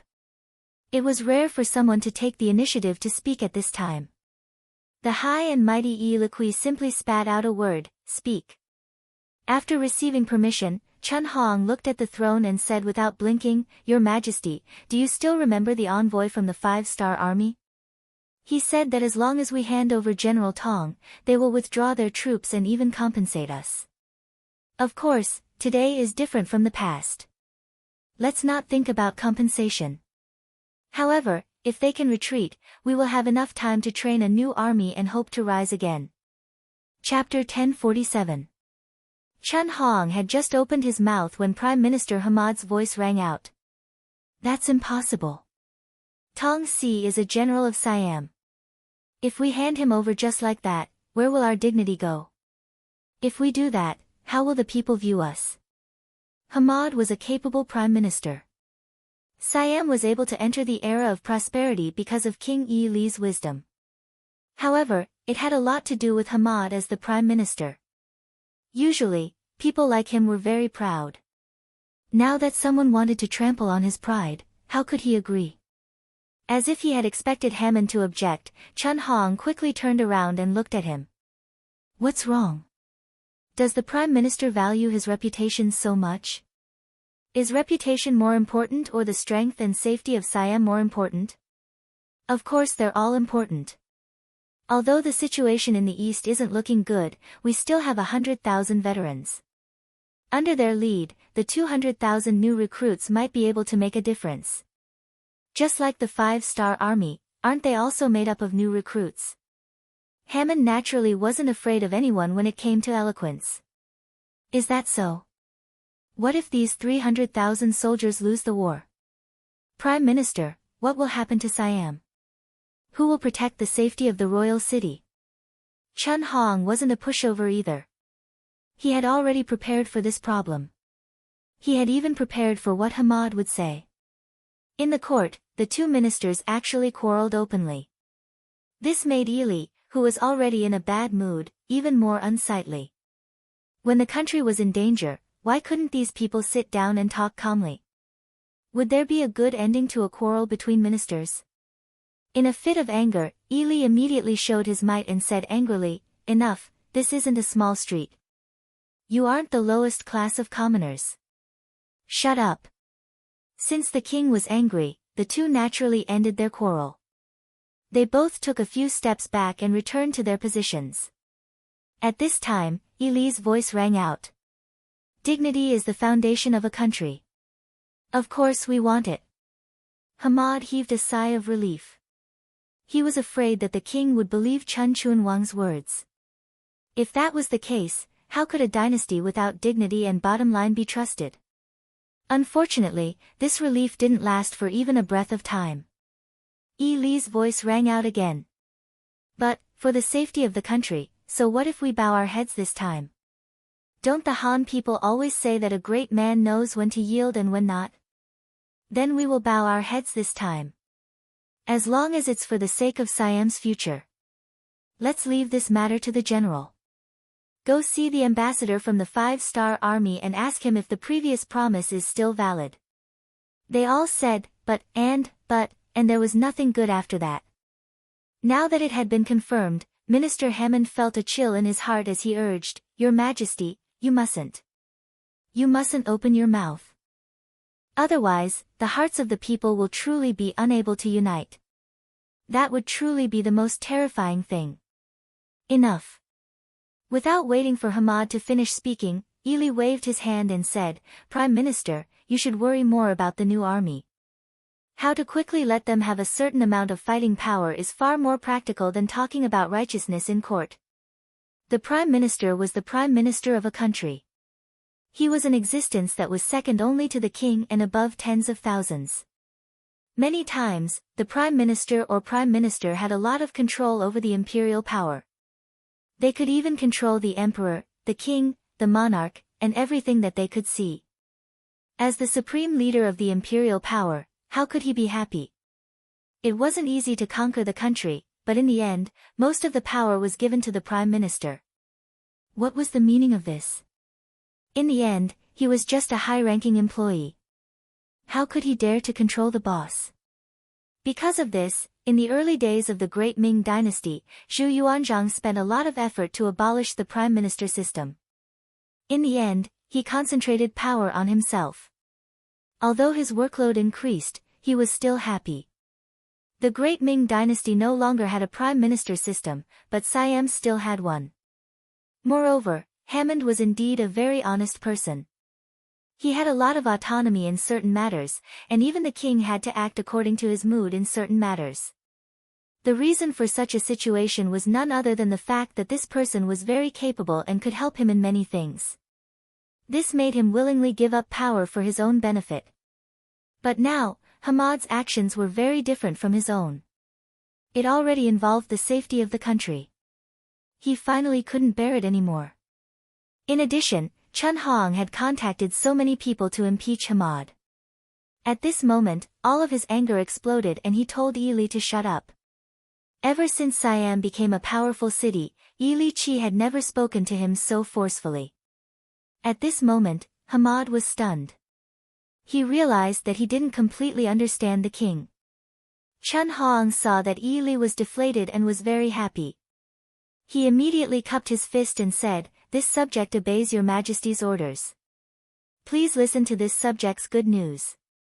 Hamad was actually scolded in court. This was the first time this had happened.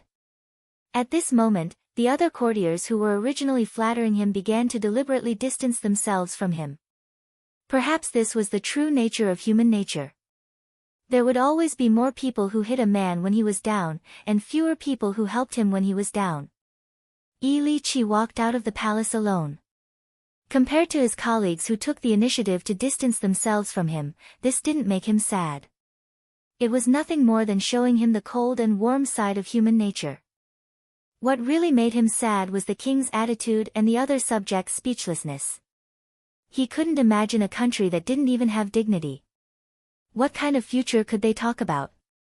Chun Hong, on the other hand, went to the diplomatic group's compound with a face full of joy. When he talked about Tong Si, Ma Dali's face was still filled with determination. That's right. As long as you hand over Tong Si for us to deal with, the 5-star army will retreat and discuss compensation with you. Esteemed envoy, you are too polite. What compensation? We are all neighboring countries, so we should get along well with each other. How about this, I will go ask His Majesty to bring Tong Si over for you to deal with. At this moment, Ha Chunwang didn't dare to talk about compensation. In his opinion, if the 5-star army could retreat immediately, he could accept some compensation. However, he didn't know that Ma Dali already knew that Tong Si had been taken away by the intelligence department. This promise was impossible to fulfill.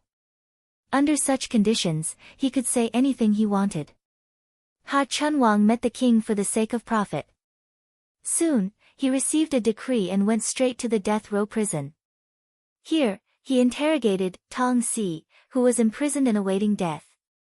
Then, he was surprised to find that the person he saw wasn't Tong Si at all, but someone he had never seen before. "What's going on? What's going on?" Ha Chunwang roared as he called the jailer over and asked like a madman. "I don't know. This person was sent here by the Prime Minister. As for who he is, we don't know." The jailer sold out the Prime Minister in order to cut ties. Hearing that it was all Hammond's doing, Chun Huang's face revealed a sinister expression. He turned around and went back to the palace. In the palace, Li Qi had placed all his hopes on handing over Tong Si. Suddenly, Ha Chunwang reported that the person in the death row prison wasn't Tong Si, but someone else. Li Qi immediately sat on the throne and was speechless for a long time. The situation had changed too quickly. It was so fast that he couldn't react in time. "How did Tong Si disappear?" "Your Majesty, it must be Hammond's doing. I said before that this person is suspected of being in cahoots with the 5-star army." With this opportunity, Chun Hong obviously wanted to add insult to injury. This isn't possible." Li Qi shook his head. He still didn't believe it. That was the Prime Minister he personally conferred. How could he betray him?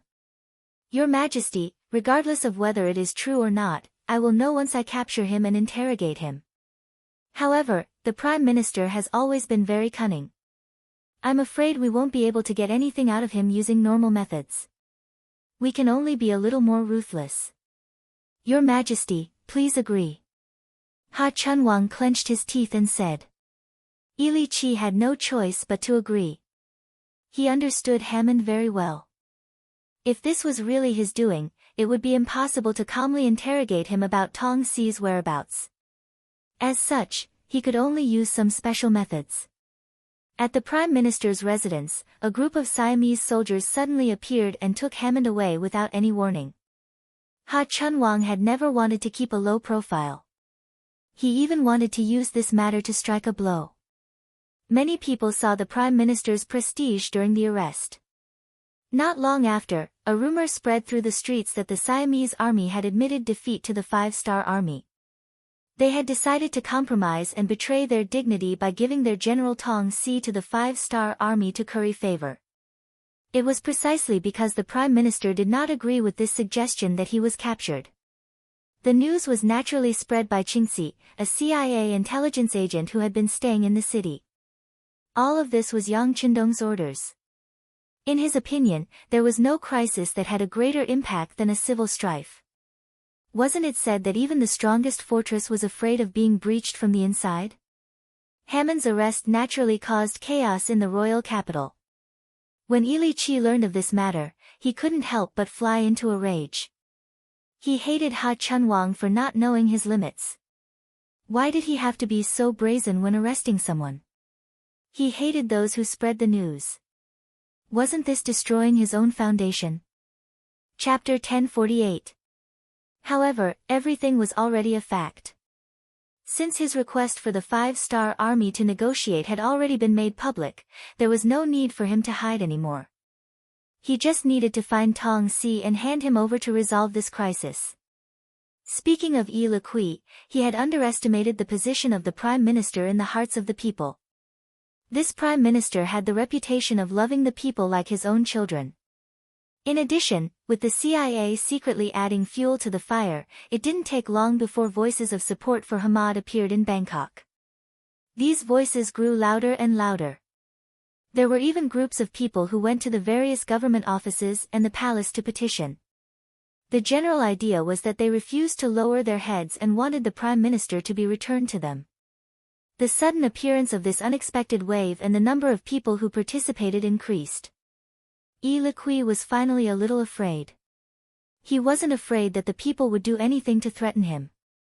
In his view, as long as he mobilized the army, the people were in existence that could be suppressed at will. He was afraid that the Prime Minister's influence was so great. Fortunately, he had been captured.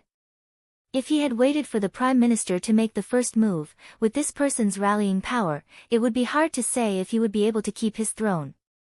The people's petition not only failed to save the prime minister, but it also made the king even more worried. There was no other way. It was always a taboo for the king to be too powerful.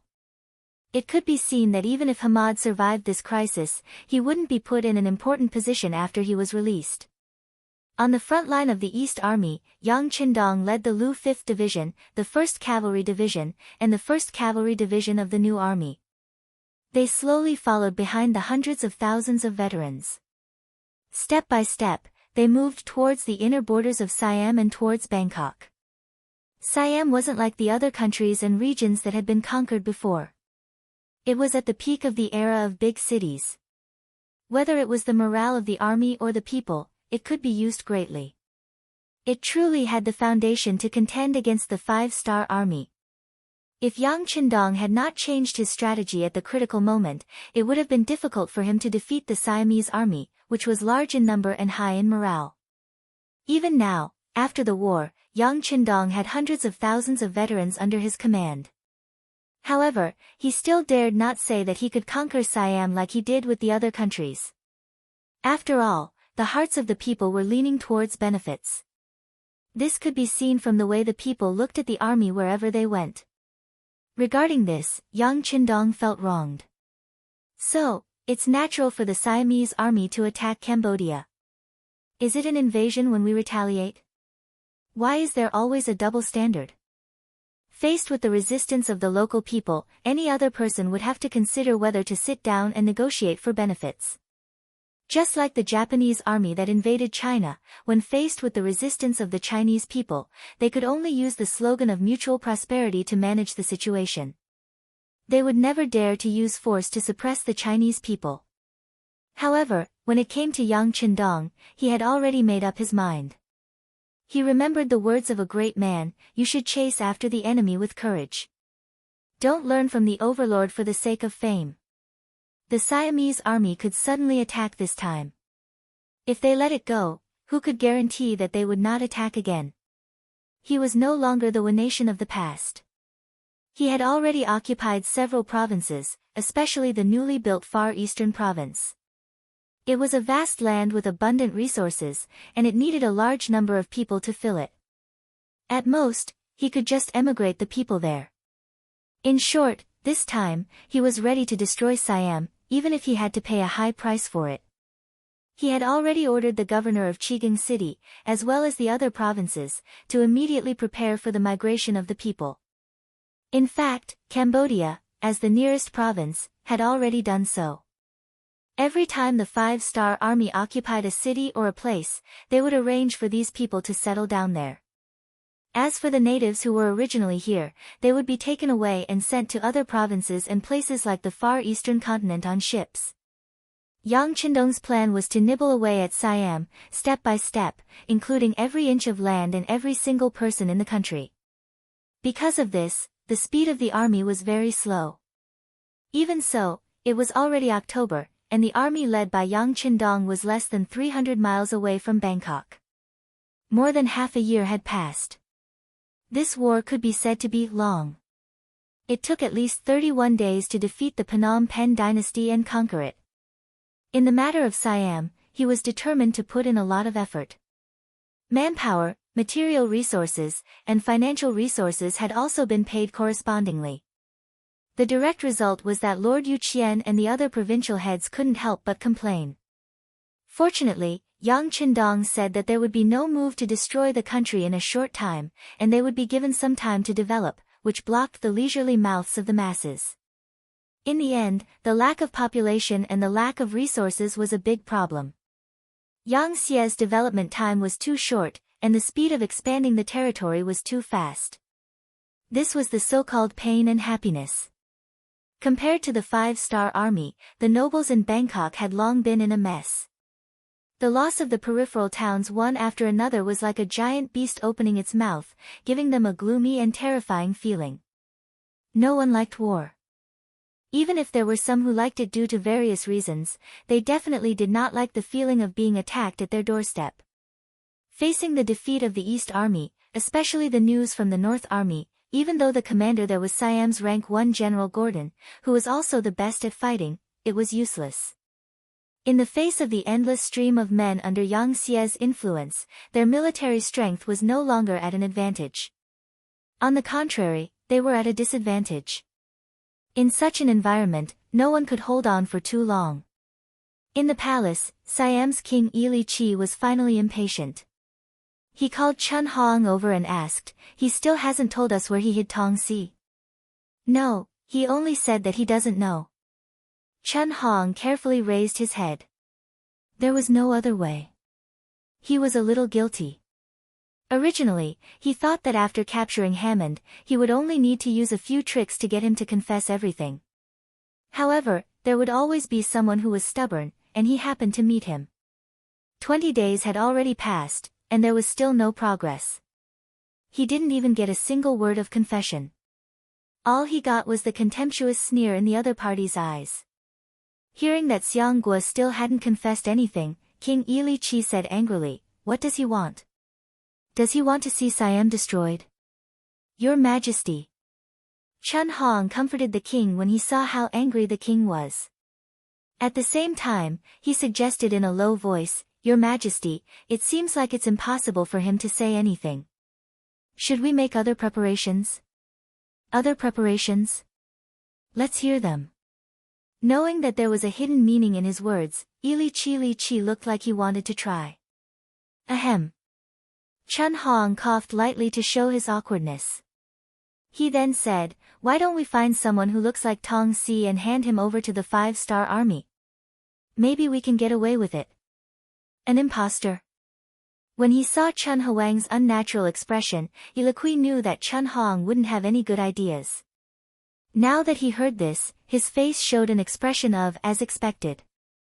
If it was in the past, he definitely wouldn't have agreed. But now, he was speechless. Should he reprimand her? Indeed, this move was quite despicable, especially when it involved the war between two countries. It was even more of a joke. If it was in the past, he would never have used it. But what should he do now? Seeing that the 5-star army was winning every step of the way, Siam's crisis was getting bigger and bigger. If they didn't think of a solution soon, they might really be in danger of being destroyed.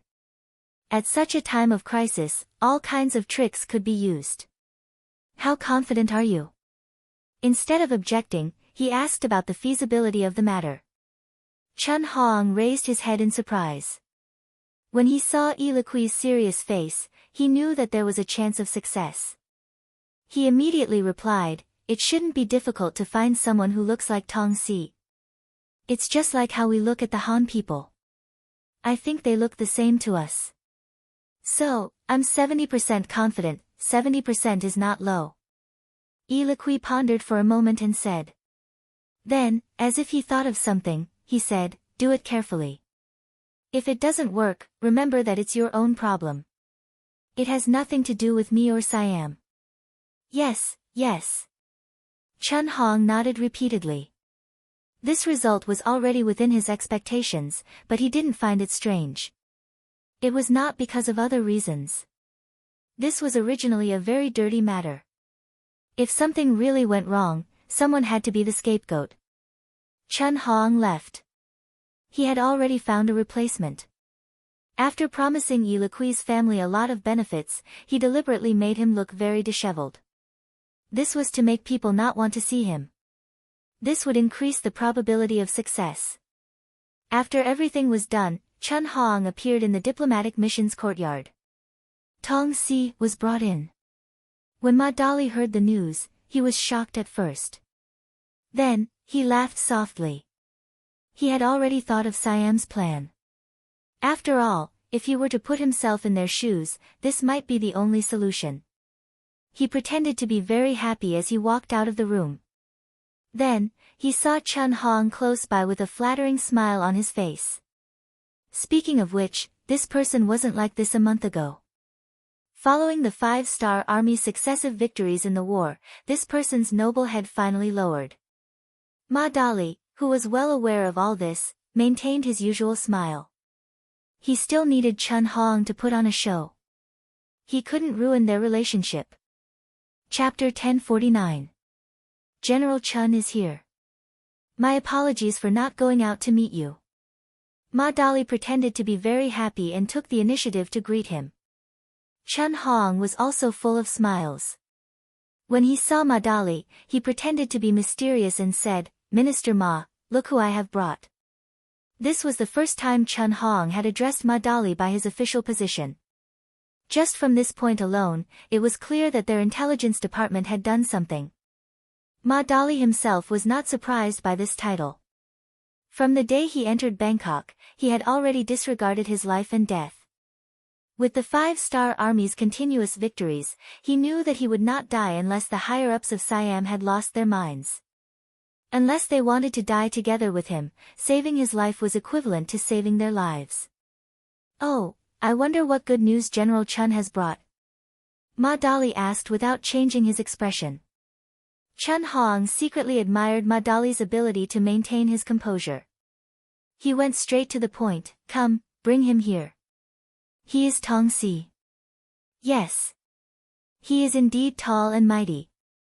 "Ha, General Chun is very considerate. I will immediately send someone to report this matter to the higher-ups. If there are no accidents, the war should stop now."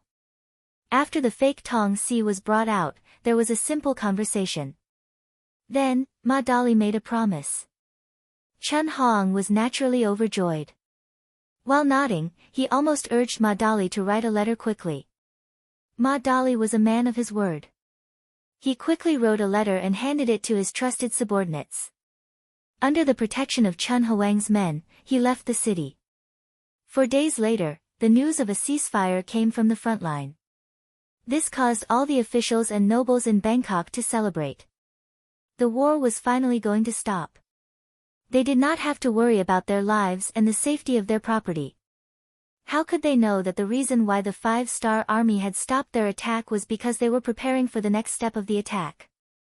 Ma Dali had already sent a telegram to inform the higher-ups of the situation. Fortunately, he brought enough spare batteries with him when he went out this time. Otherwise, he might not be able to hold on with such frequent power supply. Yang Qindong knew that the other party had used impersonation to create a fake General Tong, so he decided to beat them at their own game. He wanted to use this to weaken the morale of Siam's resistance. Compared to their previous opponents, Siam could only be described as powerful. At the very least, this country had just passed the period of being a major city. It was the time when the country was strong and the people were rich. The people were very confident in the country. This would definitely increase the difficulty of their attack. It wasn't impossible to use brute force to suppress them, but it would come at a great price. On the other hand, if they could make the other party self-destruct, then the effect would be much better. Impersonating Tong Si was one of the methods to disintegrate the enemy. Yang Qindong had already thought about how to make use of this matter. However, he was 300 miles away, and many things were beyond his reach. Everything depended on the cooperation between Ma Dali and the CIA. As for himself, this was a good opportunity to reorganize the military's morale and prepare for a bigger war. Being able to defeat Siam was completely different from dealing with other small countries in the past. In the past, the strategy was to gather the elite forces and force a breakthrough, catching the other party off guard. Then, the main force would charge straight in. Before the other party could react, everything would be over. In the battle with Siam, they were the ones who took the initiative. They were in a passive position. In addition, the other party was already prepared. It was impossible to use the old strategy. That was why the war lasted for such a long time. Roughly calculating, Yang Xie's side had invested millions of new recruits in the north and east. The number of people who invested in the use of resources was even more, reaching more than 2 million. It was really not easy to achieve the current success with such a large amount of manpower and financial resources. However, this was not the end. If they blindly used brute force against Siam, who knew how much money and how many lives they would have to sacrifice to establish a complete victory here? After thinking about it, it was better to use the method of internal disintegration. The war supplies at the rear were continuously transported from Qing City to Cambodia. Then, they were transported by the people all the way to the army. There were dozens of carriages of ammunition. After more than 2 months of rest, the Lu 5th Division was ready to show their strong side again. The immigrants sent by the provinces were also in place. There were more than 1 million people. Now, they were only waiting for Yang Qindong to give the order to launch the final attack. When the signal of internal strife came from Bangkok, it was time for them to march forward and conquer Bangkok in one fell swoop. It was time to end Yuliki's rule. The capital of Siam. The battle at the front had finally stopped. It was as if a boulder had been lifted from their chests. Everyone could not help but breathe a sigh of relief. As the chief contributor, Ha Chuan-Wang's face was full of joy. He had received accurate information from King Yuliki. From now on, he did not need to go to Shijiang. When the war was over, he could stay in the capital and enjoy life. This was the result he had been searching for. Naturally, he was overjoyed. His face was full of joy. When he heard that Minister Ma Dali wanted to see him, he did not dare to be negligent. He would not forget the reason why he was valued by the king. Ma Dali was a god that he could not afford to offend. In the diplomatic mission's courtyard, Chun Hong hurried over. When he saw Ma Dali, he heard a question that made him feel awkward, but he couldn't avoid it. It was the other party's suggestion to escort Tong Si out of the royal capital and send him to the front lines of the 5-Star Army. He also said that this was the will of the 5-Star Army. Only then, the 5-Star Army would sit down and negotiate. General Chun, this is the will of the higher-ups. I have to obey. Of course, I'll stay behind. If nothing unexpected happens, I'll still be in charge of the peace talks. With our relationship, I'll do my best to take care of you. Ma Dali acted as if he didn't want to, but he had no choice. He even spoke in a comforting tone. Chun Hong understood Ma Dali's words. He also understood that this was a way for the 5-Star Army to show off their victory. However, since things had come to this, he could not refuse or stop it. Although doing so would greatly affect the morale of the Siamese soldiers, if he did not do so, would he really have to fight to the death against the aggressive 5-Star Army? I understand Minister Ma's intention. However, this is a serious matter.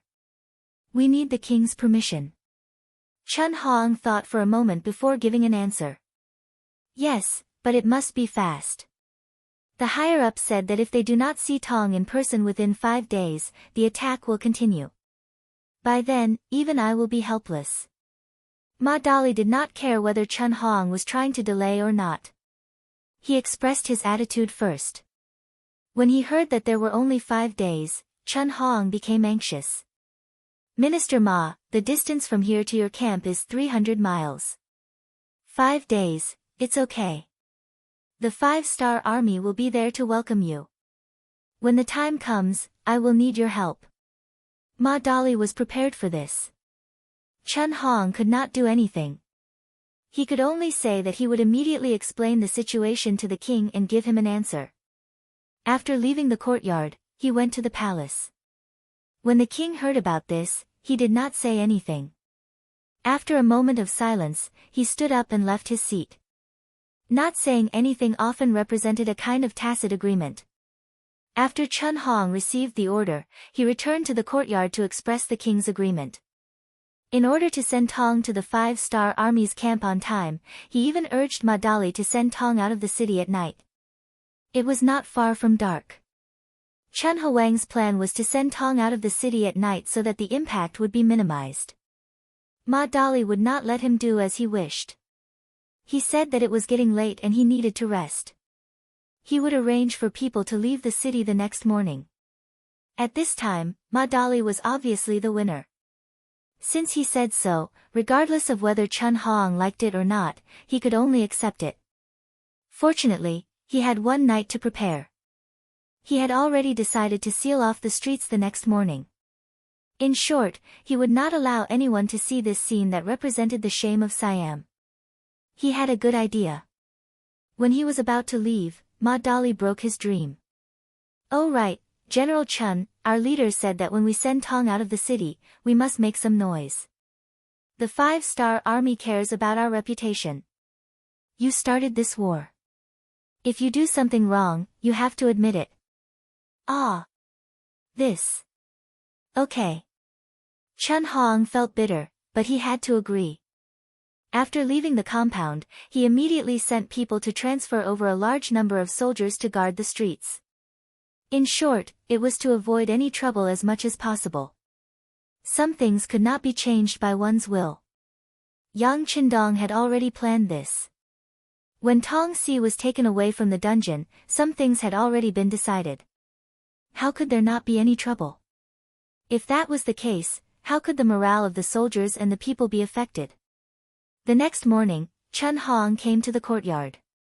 It was obvious that his eyes were red. It was obvious that he had not slept the whole night. Ma Dali did not point it out. Instead, he took out the prison carriage that he had prepared. It was a carriage made of wood, and the fake Tong was locked in it.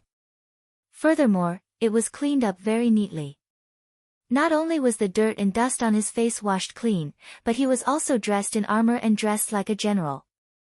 Looking at this scene, Chun Hong did not know why, but he had an ominous feeling. However, since things had come to this, he could only bite the bullet. He only hoped that the people did not know what was going on. Even if they knew, they would not care. Reality slapped him in the face again. The CIA had spread the news early in the morning that Siam had admitted defeat. In order to appease the anger of the 5-star army, they took the initiative to send General Tong to the enemy to show their sincerity. Chapter 1050. The people of Siam were very proud. They felt superior when they saw other people. They had never suffered such humiliation before. Therefore, many people came to the diplomatic mission compound in the morning. They wanted to prove that the rumors were false. They wanted to prove that their country was still strong and dignified. However, when the prisoner carriage came out of the compound, all their hopes were dashed. They saw a man in heavy armor standing in the carriage and parading through the streets. On his neck were the words "Guilty General Tong Si" written in Siamese. This was a blatant slap in the face.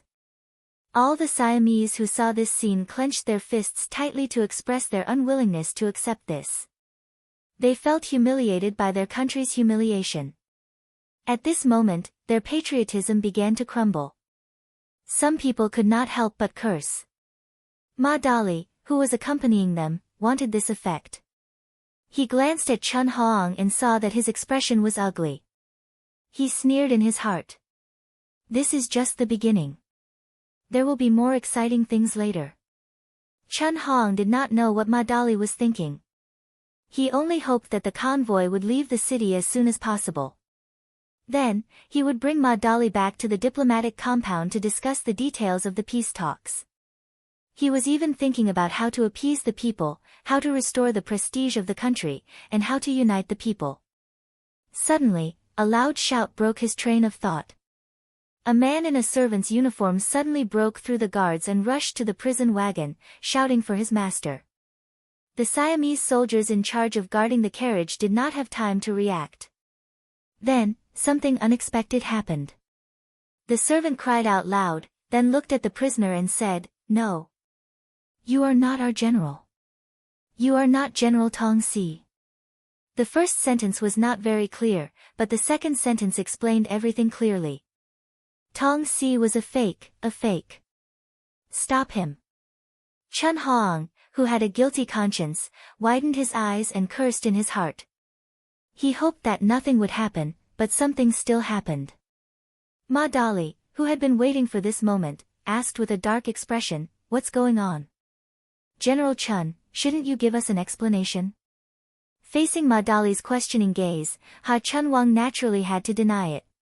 He immediately said in a very firm tone, "It must be a misunderstanding, it must be a misunderstanding.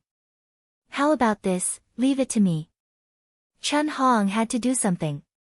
Otherwise, things would really be messed up. If that really happened, the king might even kill him. After making a promise, Chun Hong rode out from the group and came to the prisoner's carriage. He first yelled at the servant and ordered him to be taken away. At the same time, he said to the surrounding people who were watching the show, "This is General Tong. He attacked our good friend, the 5-star army without permission. He was punished according to the law. Alright, the matter has been clarified. Everyone, don't crowd around here. Go do whatever you need to do." Previously, the rumors that Tong Si had been convicted were all hearsay. Although he was now in the prison van, it was still a mystery as to why he had been arrested. Now that Chun Hong had taken the initiative to explain himself, this was equivalent to an official response. Immediately, the surrounding commoners were unhappy. Tong was the person who had once killed the leader of the 5-star army. At that time, this incident was widely publicized in the royal city.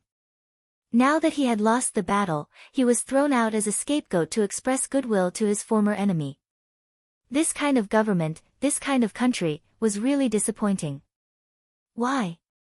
Didn't General Tong Si attack under the king's order?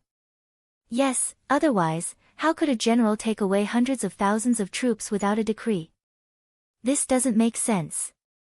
Yes, we need a reasonable explanation. General Tong Si is innocent. We shouldn't bow down to the 5-star army. Siam is the most powerful country in the world.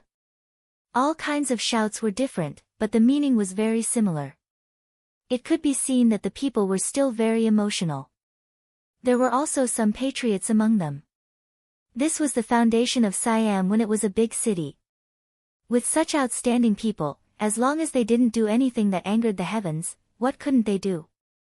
Unfortunately, his good hand was ruined by Chun Hong and the others. If Hamad still had the final say, this wouldn't have happened.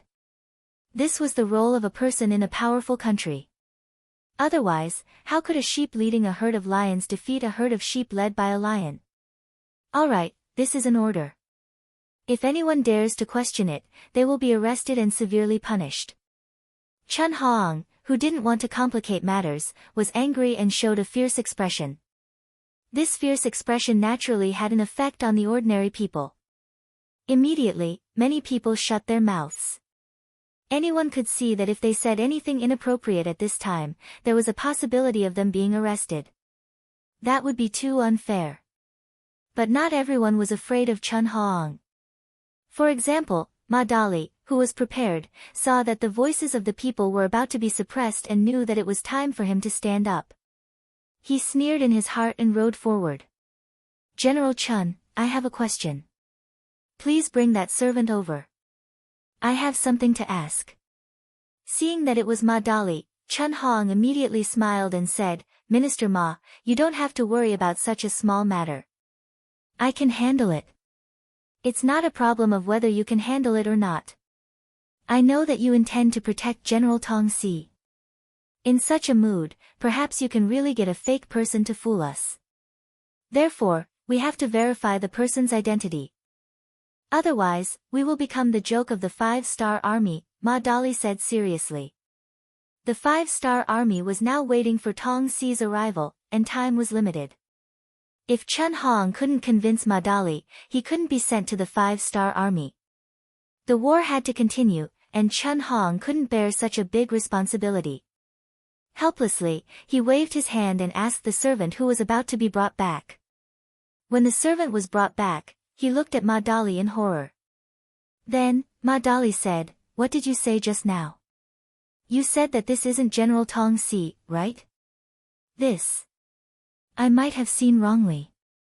The servant seemed to know that he had made a big mistake. At this moment, his voice was trembling. "Don't be afraid. Just tell the truth. I can guarantee that if you tell the truth, no one will make things difficult for you.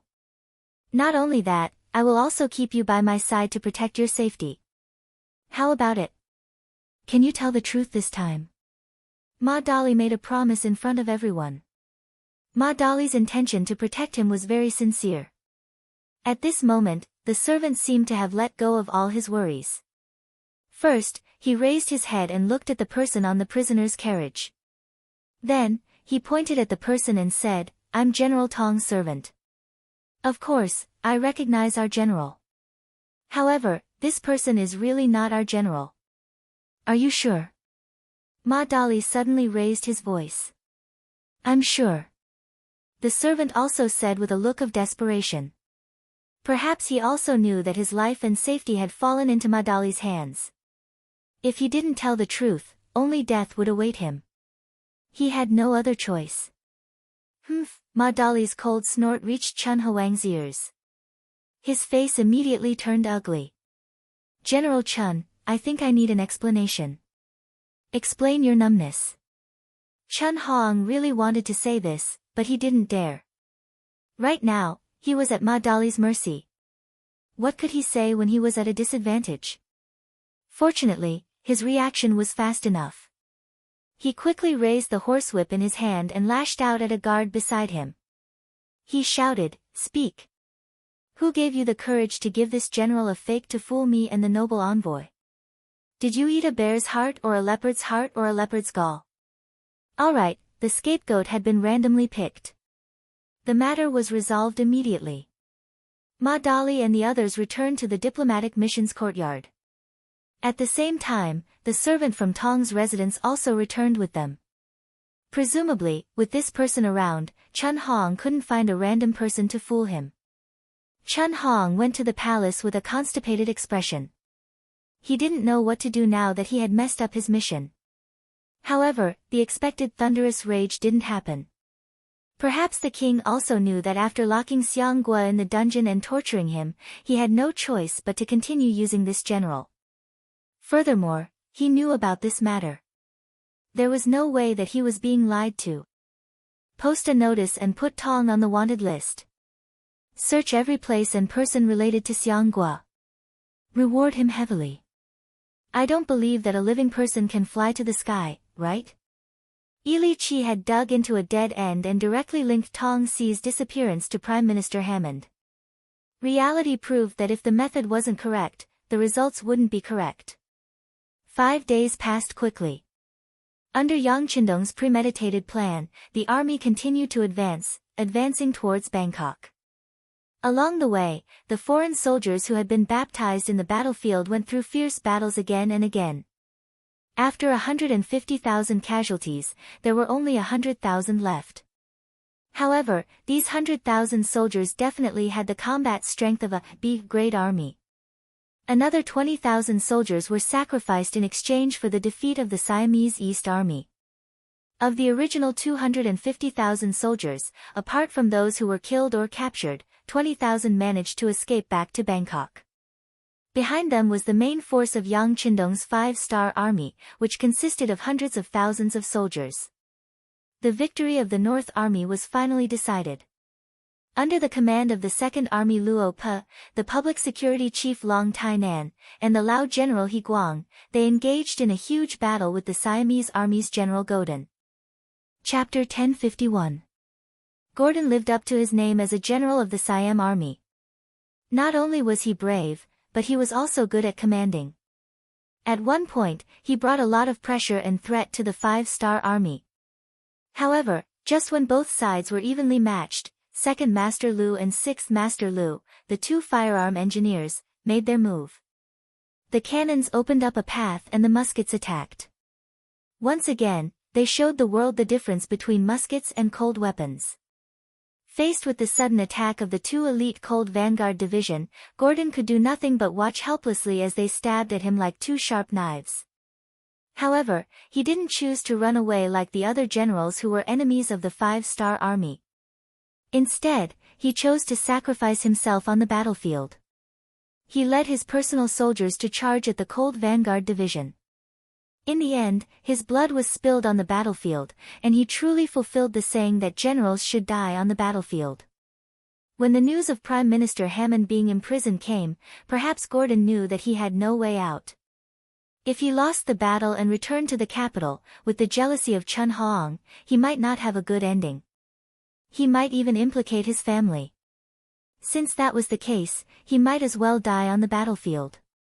At least he could preserve his reputation and protect his family. Gordon shed blood on the battlefield and died heroically for his country. Once the news spread, the North Army was in chaos. Without a commander, they could only retreat in the face of the Five-Star Army. Not long after, Chiang Mai and Dong Qi were conquered. In the end, only 50,000 of the 300,000 soldiers escaped back to Bangkok.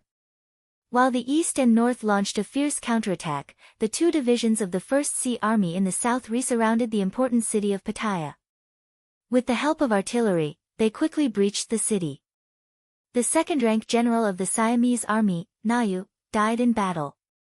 The other second-ranked general, Mengwa, fled back to Bangkok with 10,000 soldiers.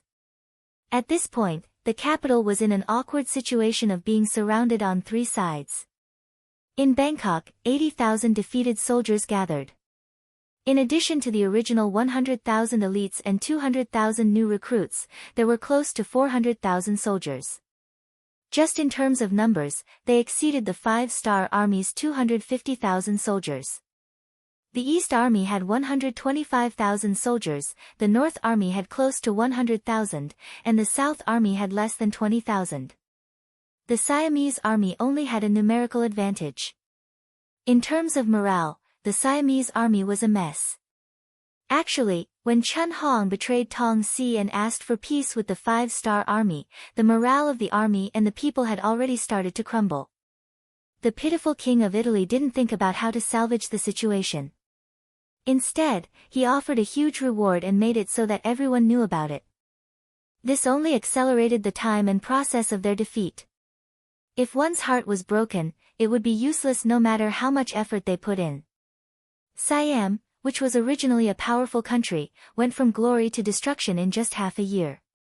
Siam's territory was too small, and there was limited space to maneuver. Another reason was that the Five-Star Army's strategy was correct.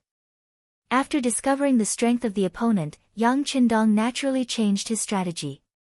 Using battle to nurture the army was undoubtedly the right move. Then, he grabbed hold of the opponent's weakness and used a person who had been forgotten by the opponent to attack the opponent, thus causing the opponent to lose the morale of the army.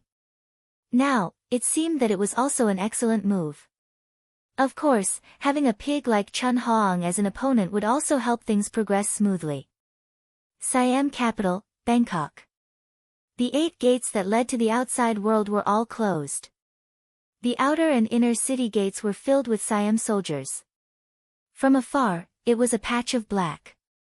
However, when one got closer, it was not hard to see the worry in their eyes. Siam had 800,000 regular soldiers and 200,000 reserve soldiers. However, in just over half a year, more than half of them had been killed or injured. There were only less than 400,000 soldiers left.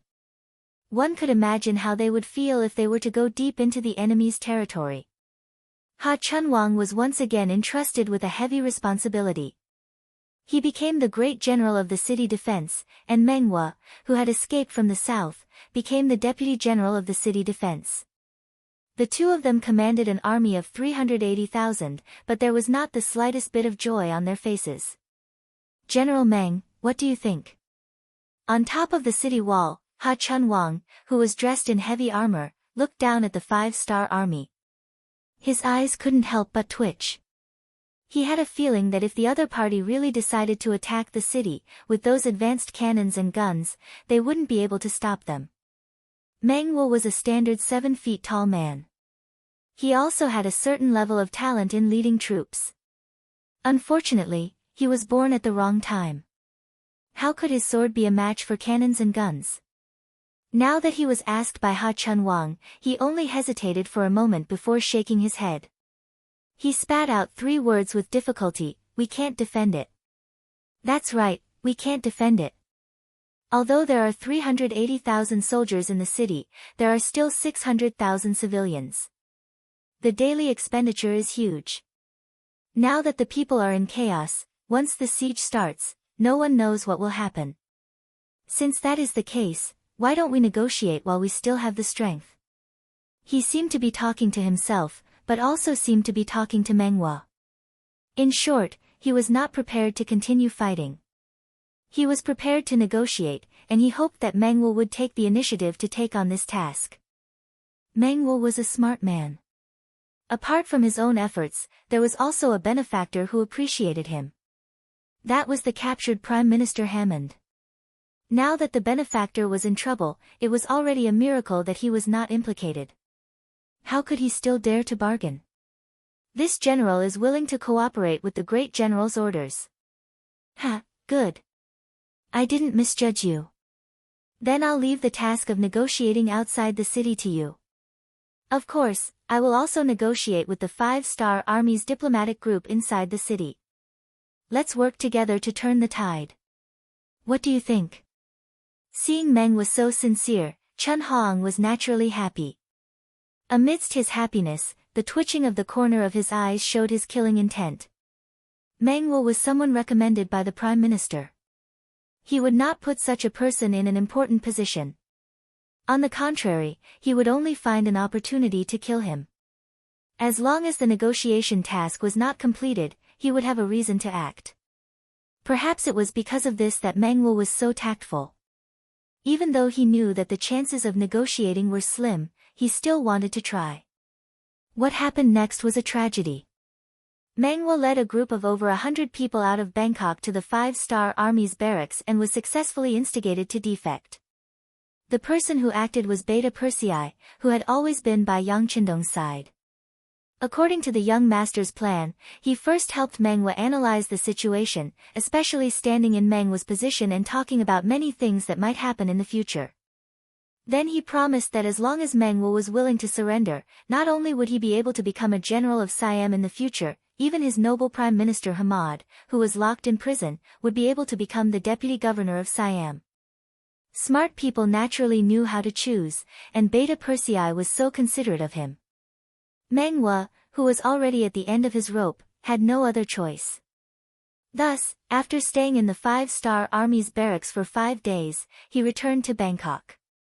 He only said that the other party disliked his position and needed someone more powerful to negotiate, then he returned to his post. Meng actually came back alive, which was somewhat beyond Chen Huang's expectations. After knowing the 5-star Army's attitude, he was completely terrified. In short, he did not have the courage to go to the 5-star Army's barracks to negotiate.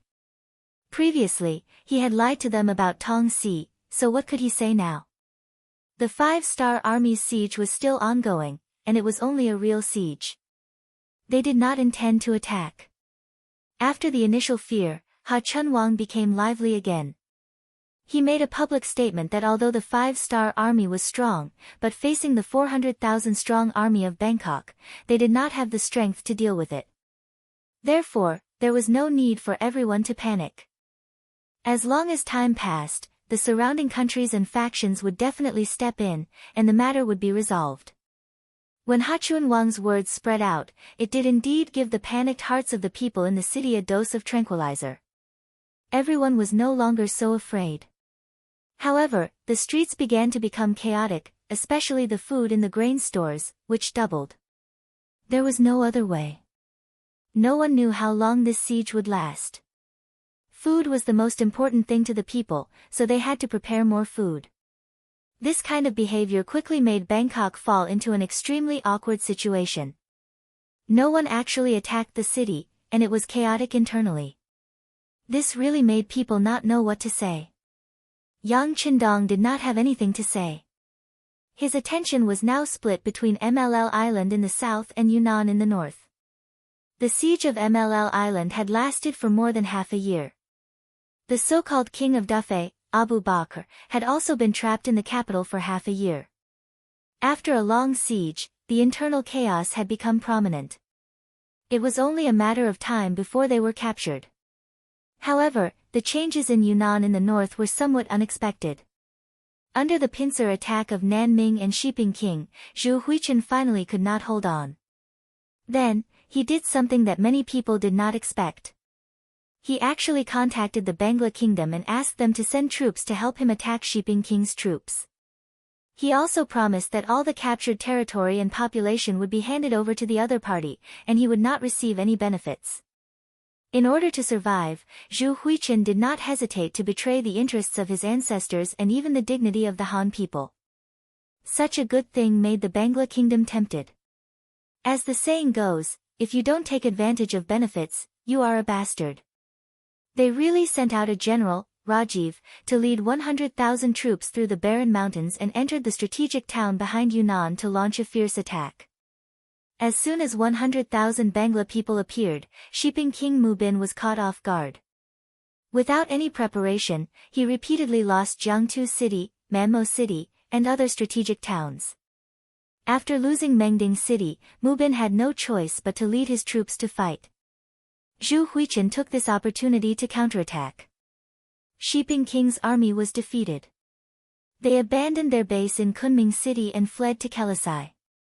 Then, letters of request for help were sent to Nanming and the Five-Star Army. Chapter 1052. After receiving the news, Yang Qindong looked at the contents of the telegram, his eyes filled with rage. This is seeking death.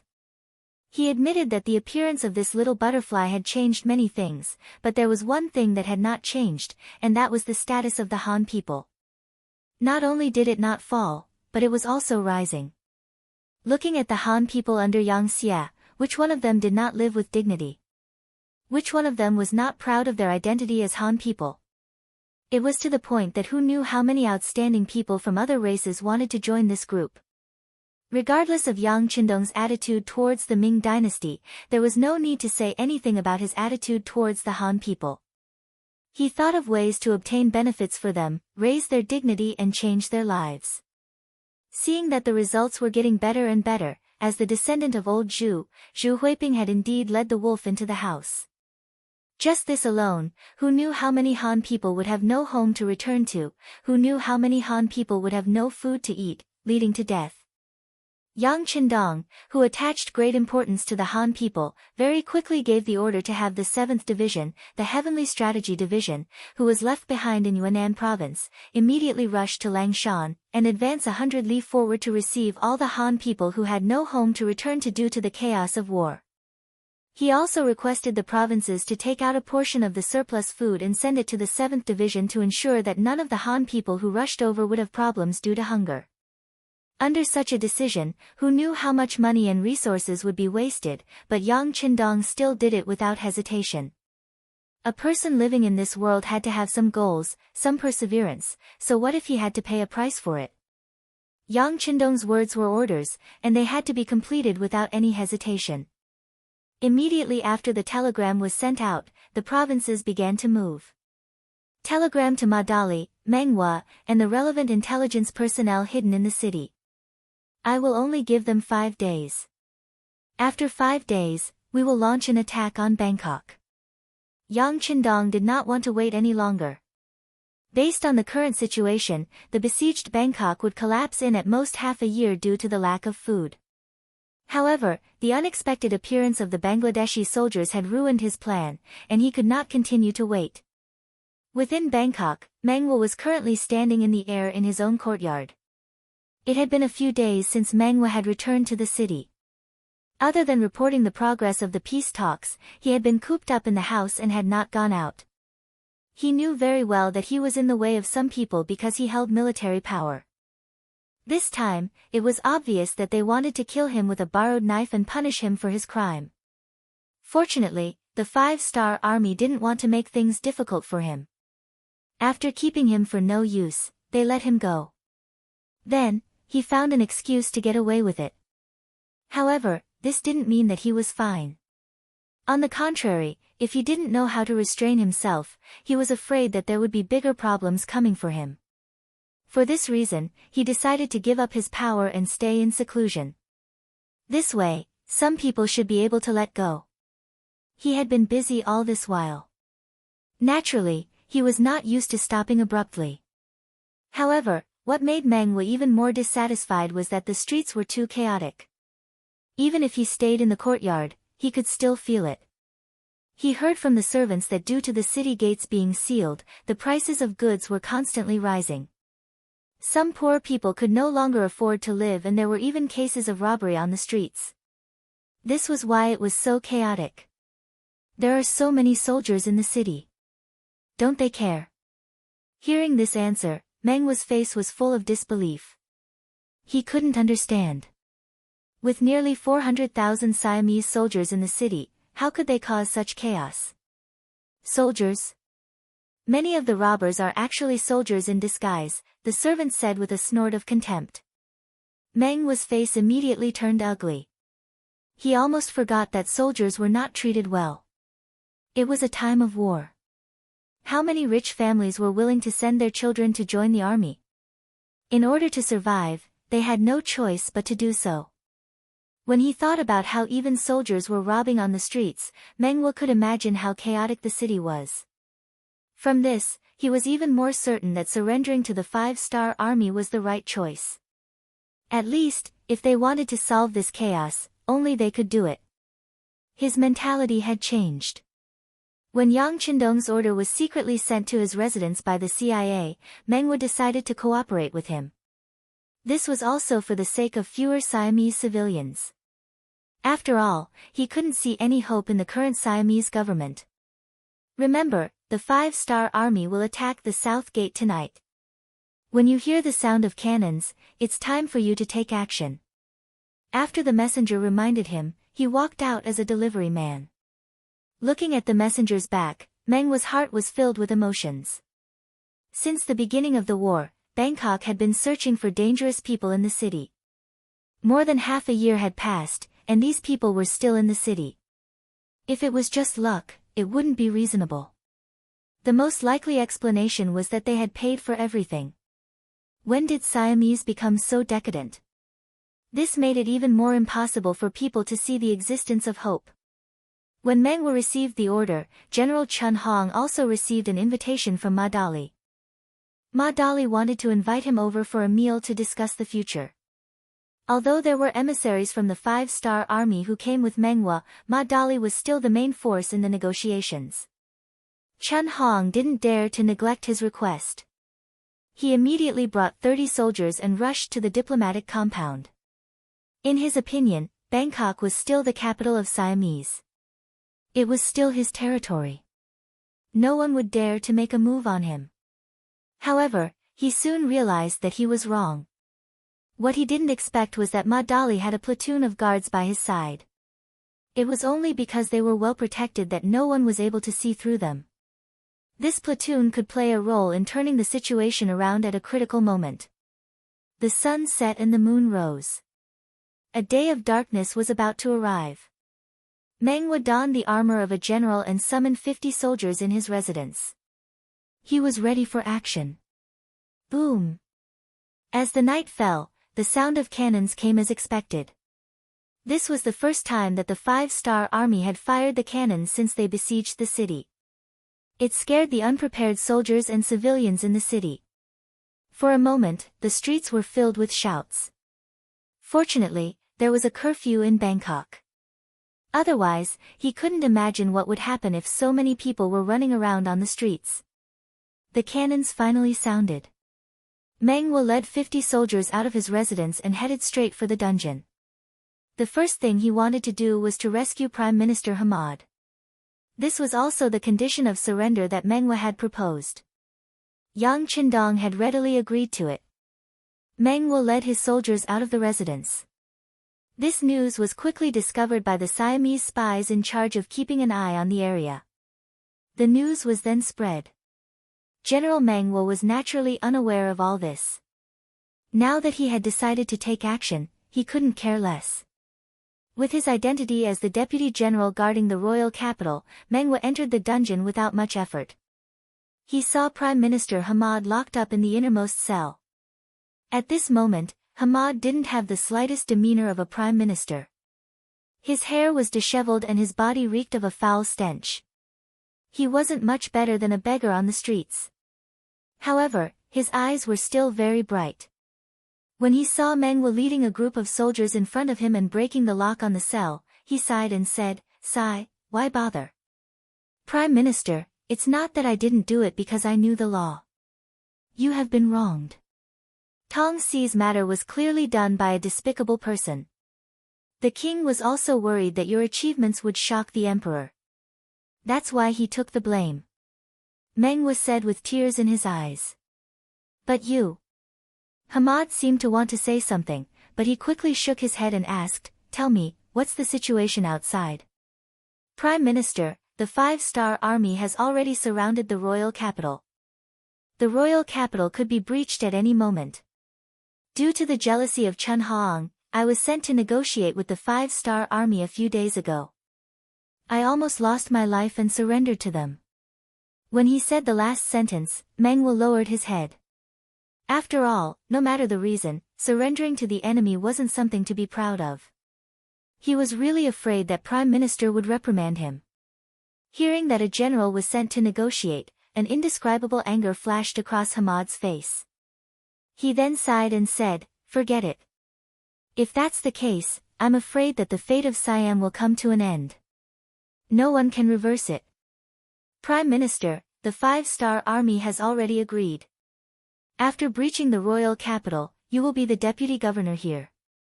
I will be the general here. As long as we care for the people of Siam, we can still do many things for them." Without the storm that he imagined, Meng Wu raised his head and said with a hopeful expression, "Ha ha ha." Before Prime Minister could reply, a burst of laughter sounded behind him. A group of 200 people suddenly appeared. The one at the front was a dark-skinned man. After he laughed, he said, "You really betrayed Siam. If that's the case, then prepare to die." "Captain Lick?" Meng Wu turned his head. When he saw who it was, his face was filled with shock. Lick was the captain of Hachuan Wang's guards and was deeply trusted. Although his rank was slightly low, in Siam where Gordon and the other generals died, he was already considered a famous general. Since he appeared here, needless to say, it must be Hamad's order. With the appearance of Lick, a battle to the death was unavoidable. Looking at the 50 personal guards who had come with him and then seeing that there were 200 opponents, Meng Wu only hesitated for a moment before he drew his sword. He looked at the other party and said, "Since that's the case, there's no point in saying anything more. Let me see your skills. Kill! Kill!" More than 200 people began to fight each other. The clashing sounds of swords and sabers rang out incessantly as they fought in the small dungeon. The soldiers that followed Meng Wu were not only loyal, they were also more skilled than normal soldiers. If it was on the battlefield, it wouldn't be difficult for 50 of them to fight 200 people. However, Lick was not to be trifled with. The 200 people that he brought this time were also veterans of the battlefield. They had the ability to fight 1 against 2. Although they were weaker than the soldiers on the other side, they had the advantage in numbers. When it came to a fight, their advantage was very obvious. Chapter 1053. With 4 against 1, it didn't take long for over 20 of Meng Wu's personal guards to die. Moreover, they were constantly forced to retreat. If this continued, they probably wouldn't be able to save Xianghua, and Meng Wu would also die here. However, all of this changed with the sound of arrows being shot. A group of about 50 men in black suddenly charged out. They were all dressed in black and had black masks covering their faces. They held small crossbows in their hands. With just one wave of attack, they killed dozens of Siamese soldiers and opened up a bloody path for the Siamese soldiers. Using this opportunity, Meng Wu led the remaining soldiers out and met up with the men in black. It was also at this moment that Meng Wu saw clearly that the leader of the black-clothed group was actually a woman. Although he couldn't see her face clearly due to the black cloth covering her face, he could still make an accurate judgment based on her figure and voice. "General Meng Wu, we are here on the orders of the 6th young master to receive you. Leave this place to us. Go to the east gate first and open the gate. Right, this is for you. It will help you." The woman in the lead was the person in charge of Bangkok, Qing. As she spoke, she placed a sword in Meng Wu's hand. This is Chun Huang's sword." Meng Wu was shocked when he saw the sword in his hand. "That's right. Chun Huang has been placed under house arrest by us. You are now the highest-ranking officer in the army. Go do what you should do." Qingxi nodded and then gave the order to the dozens of men in black behind her to kill the enemy. These were all brothers of the CIA's operations team. Before joining, they had all received secret training. In terms of skills, they might not be as good as the Leng brothers, but they were not far off. With the 3-on-3 battle formation, they were confident in dealing with 100 Siamese soldiers. Meng Wu took the sword and looked back at Xiang Hamad, who had been rescued. He nodded lightly and left with his 4 soldiers. After leaving the dungeon, he rode straight to the east gate. At this moment in Bangkok, cannons were fired from time to time. The soldiers patrolling the streets mostly hid in places they thought were safe. Meng Wu led the 4 riders all the way to the east gate, where they saw thousands of Siamese soldiers standing guard. I was appointed by General Ha Chunwang to open the city gates. Anyone who tries to stop me will be killed. Raising the sword in his hand high up, Meng Wu's shout rang out, causing many of the soldiers guarding the city to be dumbfounded.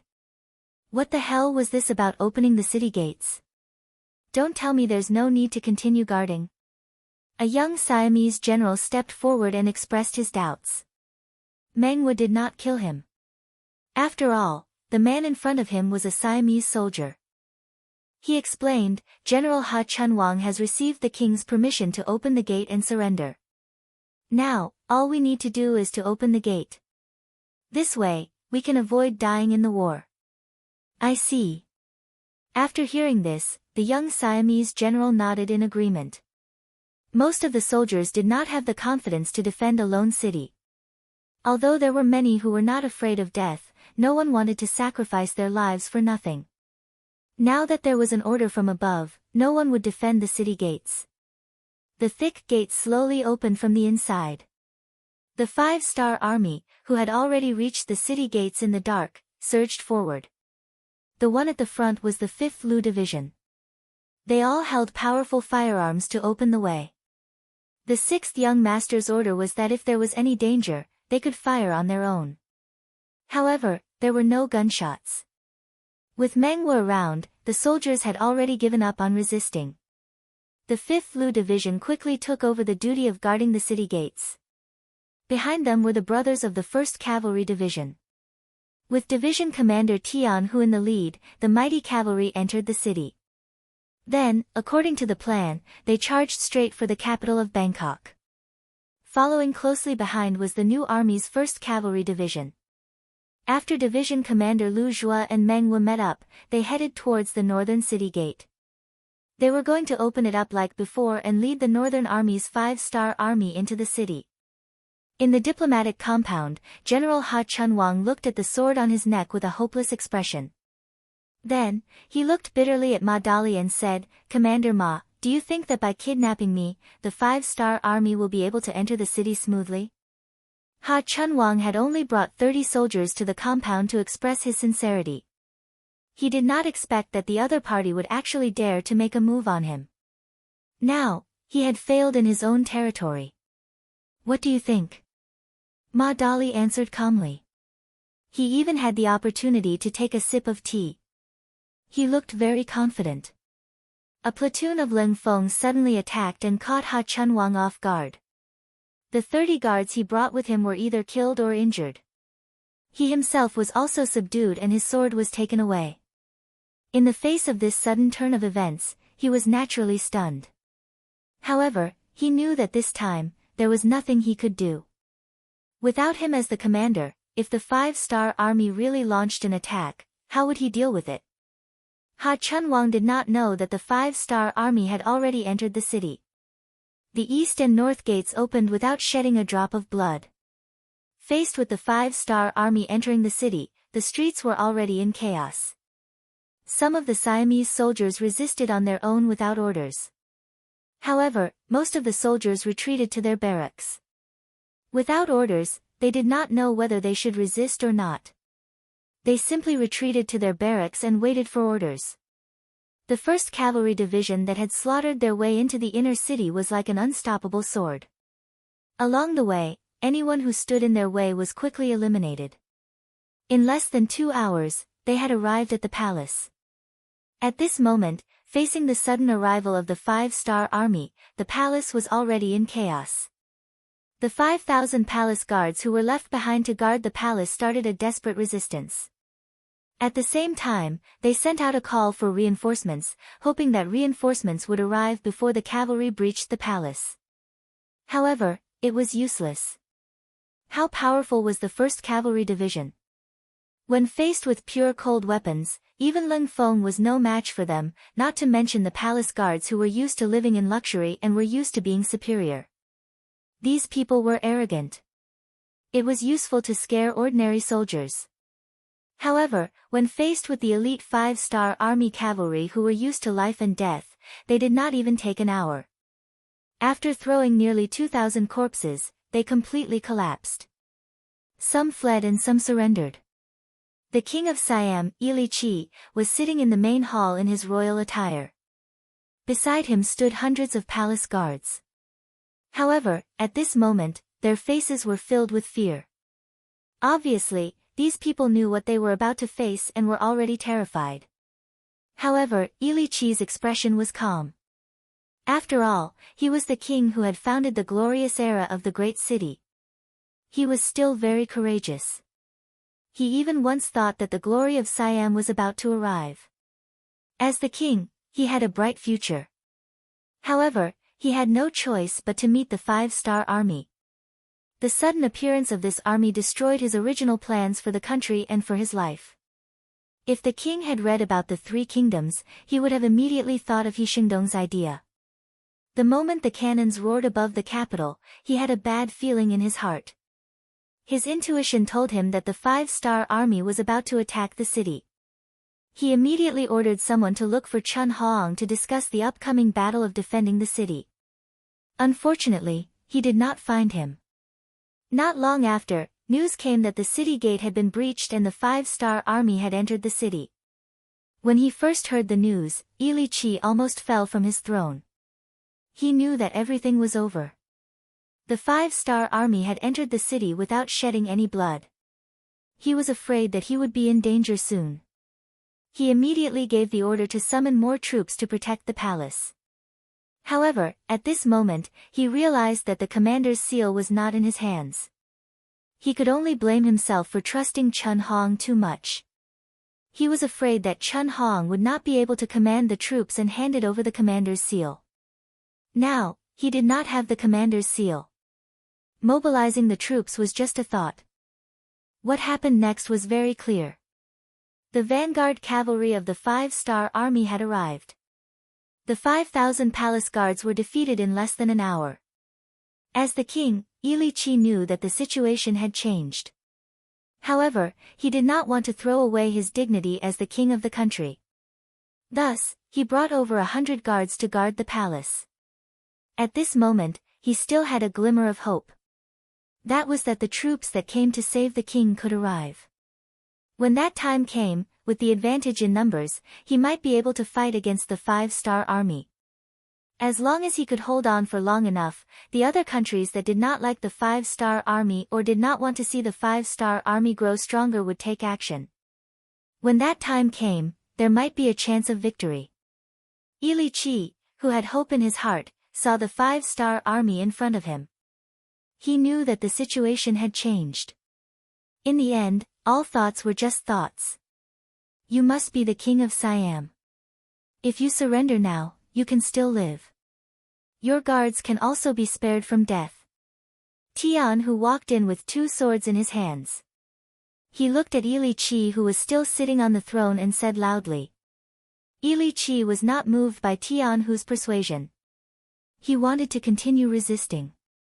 Perhaps the longer he held on, the more chances he would have. Since Li Qi did not surrender, Tian Hu did not hold back. He knew that there were close to 400,000 Siamese soldiers in the city. If he did not seize the moment, there might be a change in the situation. A ruthless look flashed across his eyes. He pointed to the opposite side and said, "Archers, get ready. Other than the king, kill everyone else." Chapter 1054. In terms of archery, if the 1st Cavalry Division said that they were the 2nd, then no one would dare to say that they were the 1st. They were able to hit their target 9 times out of 10 when they were riding on a bumpy horse, not to mention when there was no interference. Now, thousands of arrows were released at the same time. After just one round of arrows, less than 20 of the 100 or so palace guards were left standing. Li Qi, who was sitting there, was not threatened by the arrows, but at this moment, he was still scared to the point that his face turned pale. He was a famous king, and he had also created a prosperous era, but after all, he had not experienced the killing on the battlefield. When he really faced death, he was still afraid. "Don't shoot anymore, this king surrenders." Finally, he could not stand the threat and surrendered. With this shout, the seemingly powerful Siam immediately collapsed, becoming a stepping stone for the 5-star army to continue to rise. The long night finally passed, and the moment the sky slowly brightened, more 5-star army entered the city. Until noon, with the King Li Qi's declaration of surrender, and the first-grade General Ha Chunwang took out the commander's seal to command the army, Siam immediately became a record in history.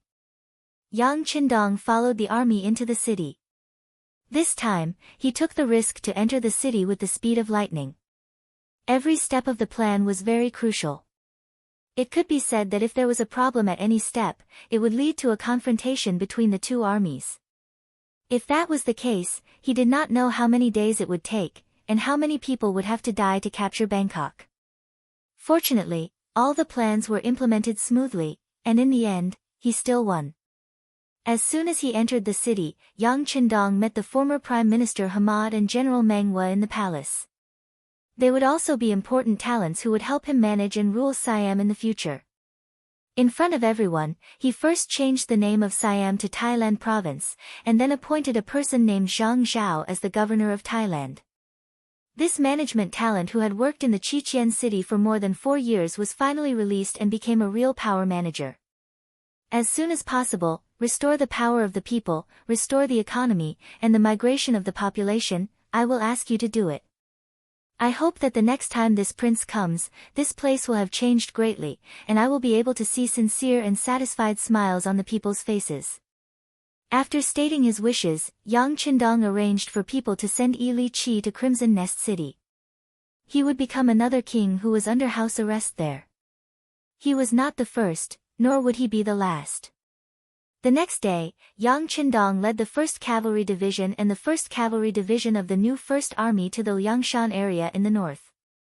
In his heart, he was more concerned about his Han brothers. Before he left, he also gave a certain explanation about the Thailand province and the Daf country. The 1st C Division went to the Daf country and surrounded the Daf country's capital with the 3rd C Division. The 2nd C Division wandered around the Gulf of Thailand to declare the sovereignty of this place and not allow any forces to enter and invade. The 2nd Army Commander Luo Pa temporarily stayed in the Thailand province, together with a coalition of 100,000 foreigners. They were responsible for the security, defense, and the task of reorganizing the 380,000 Siam army. The 6th Division went north to Laos province and cooperated with the governor, Wan Shaoqian, to continue to be responsible for the suppression and deterrence of the Awol dynasty. The remaining 100,000 foreigners continued to go north and followed Yang Qindong to the Liangshan area.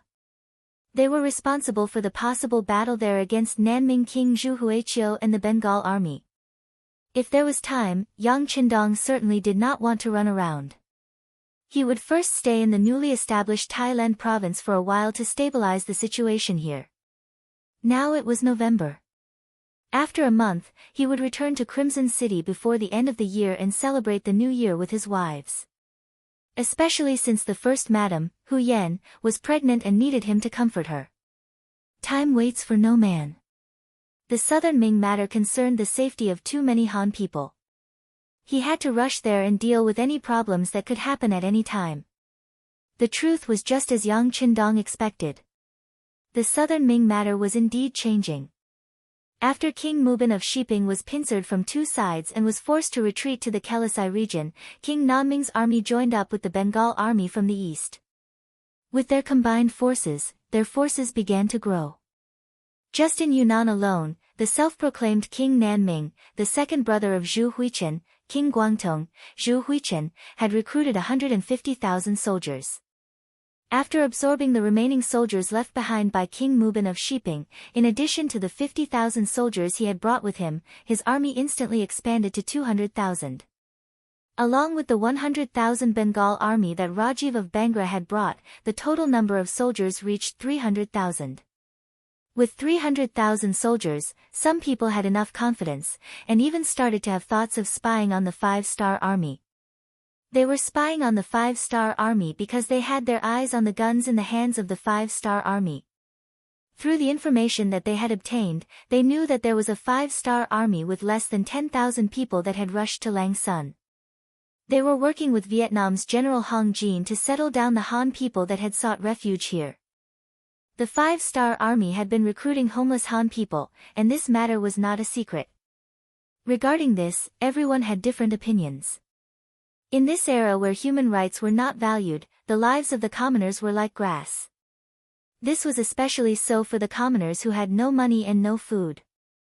Using the word refugees to describe them was the most appropriate.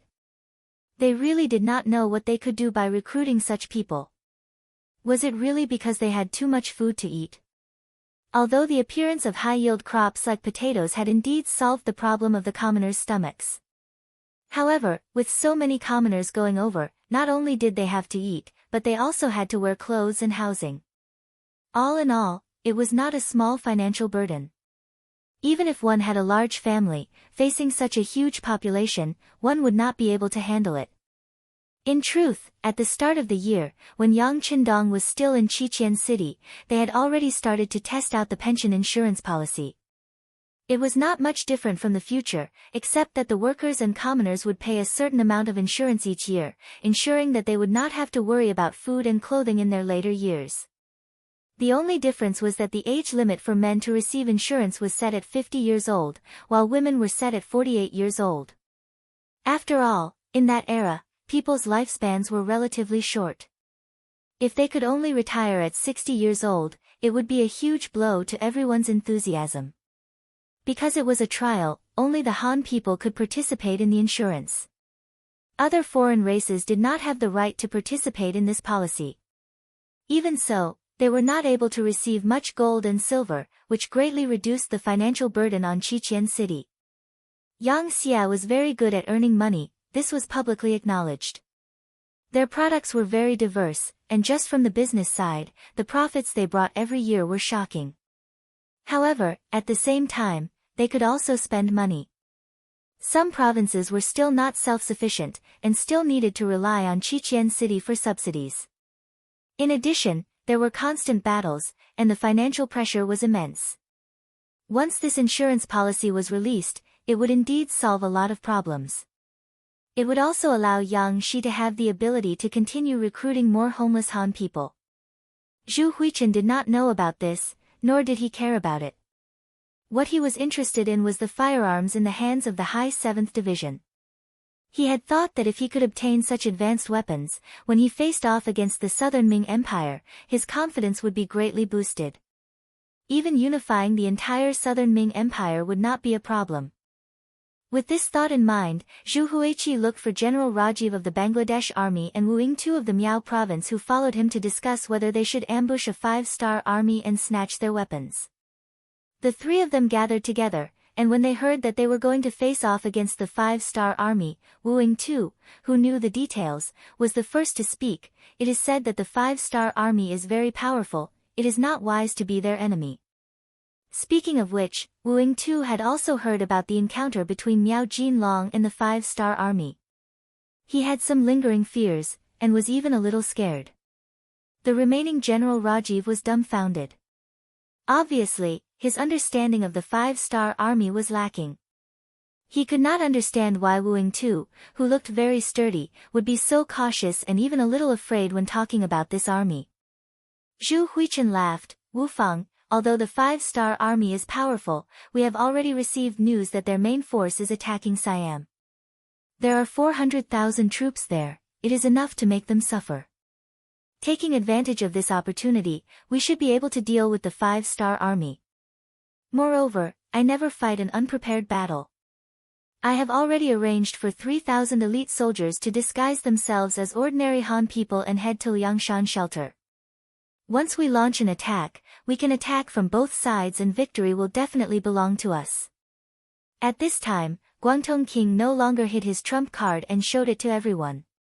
At this point, Wu Yingtu finally stopped talking. After all, his Miao army only had 10,000 soldiers out of the 200,000 soldiers. If not for the fact that he brought the elites of the Miao army, he would not even have the right to speak. Rajiv was a person who was proficient in the Chinese language. This was the main reason why he could lead 100,000 Bengali soldiers. When he heard that he could take advantage of the situation, he could not help but say, "Since that is the case, what are we waiting for? Your Highness, let's make our move tonight." "Sigh, there is no hurry. The agreed time is 3 days later. We still need to wait for the brothers over there to be ready," Zhu Huichen said calmly. Obviously, he already had a card up his sleeve. The 3,000 elite soldiers were indeed arranged to enter Liangshan shelter. Regarding this matter, the commander of the 7th Army, Tian Su, who was in charge of the shelter, and the temporary general of the shelter, Vietnamese General Hong Jin, knew nothing about it. There were simply too many Han people who came to seek refuge and protection every day. There were so many that they did not even have the time to distinguish between them. This also caused the shelter to be a mix of good and bad people, and even incidents of fighting occurred frequently. Chapter 1055. As long as no lives were lost, the 5-star army would not care. After all, they did not have enough manpower to do so. The 7th Army had over 8,000 men, and even with the 15,000 men of Vietnam General Hong Jin, they only had about 20,000 men. Facing the hundreds and thousands of Hans that were rushing over every day, they were not strong enough. "General Hong, I've already received a telegram. The matter at Sianluo City has been resolved. Currently, the 6th Young Master is leading 2 cavalry units north. We just need to stabilize the situation.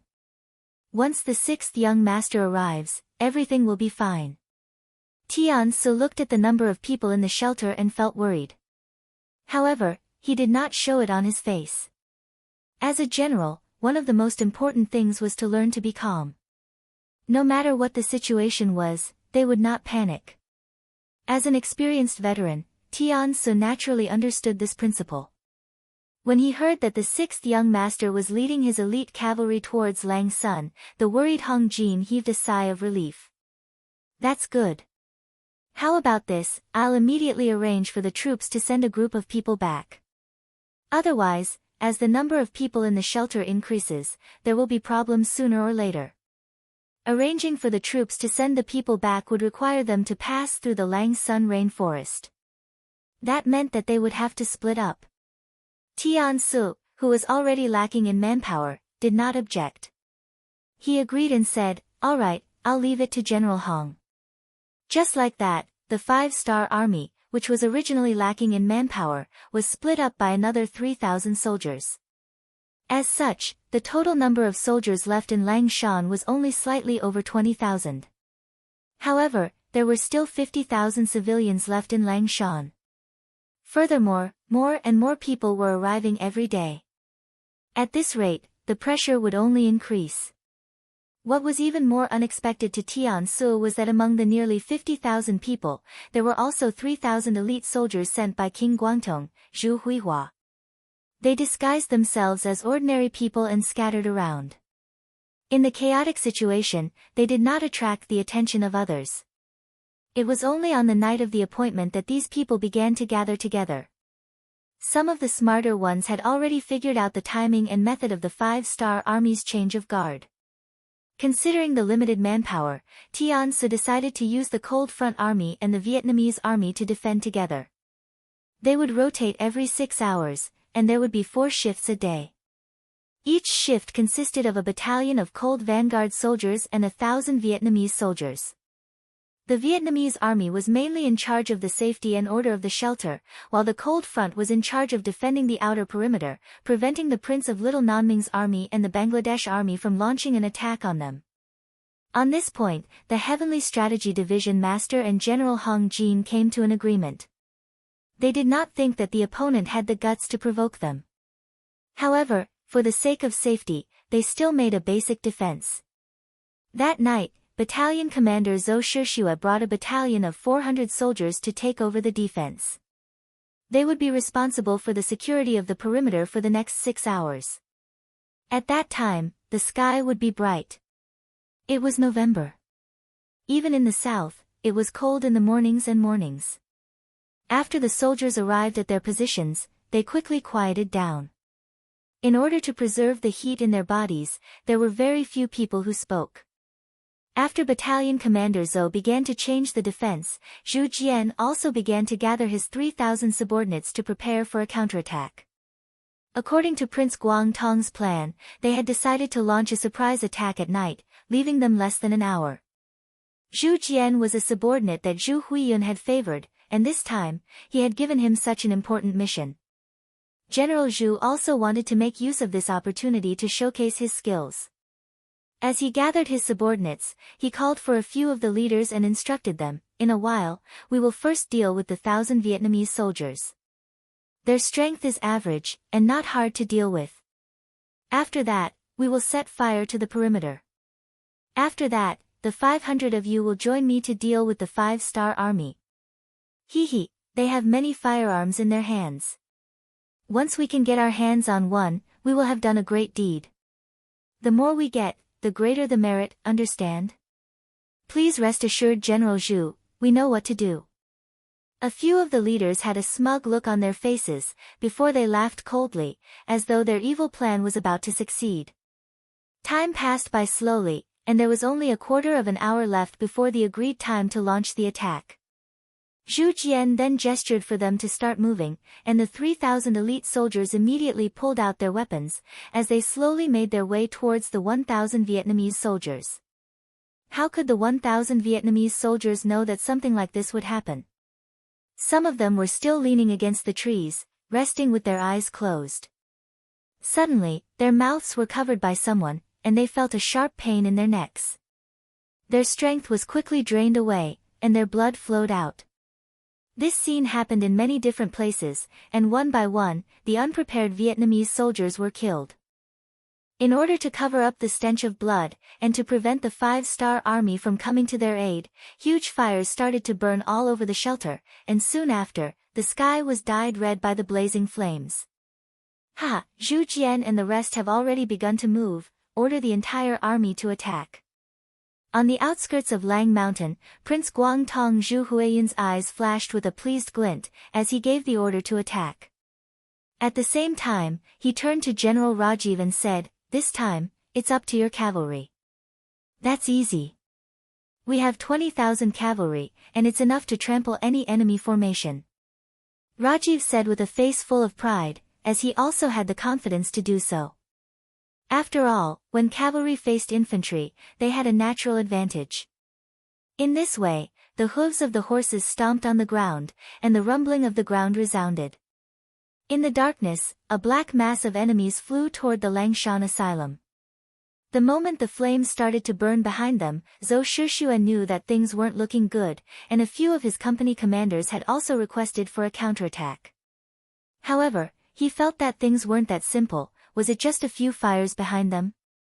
Thinking about the 300,000 enemy troops, Zhou Shishua decisively gave up on the idea of turning back to extinguish the flames. Instead, he ordered all the soldiers to focus their attention, and prevent the enemy from breaking through from the front. Zhou Shishua's estimation was right, and soon he heard the sound of hooves stomping on the ground. His intuition told him that the number of cavalry coming from the opposite side wouldn't be too small, and it wouldn't be an exaggeration to say that it was a magnificent army. He immediately shouted, "Everyone take out grenades, once the enemy is too close, we'll fight with them." The threat of firearms to cavalry was still too small. After all, the warhorses were too fast, and they might not even be able to fire a few shots before the enemy arrived in front of them. Only weapons like grenades could stop the enemy for a moment, but of course, they also had to pay a heavy price. However, at this moment, Zhou Shishua had already disregarded his own life and death. What he was thinking about now was how to buy time for the army behind him and the shelter to retreat. As for his own battalion, since fate had chosen him, they could only resign themselves to fate. After the order was given, the 400 soldiers of the battalion all raised their spirits, and then looked forward with a deep expression. At this moment, their hands holding their guns tightened, and their eyes became more profound.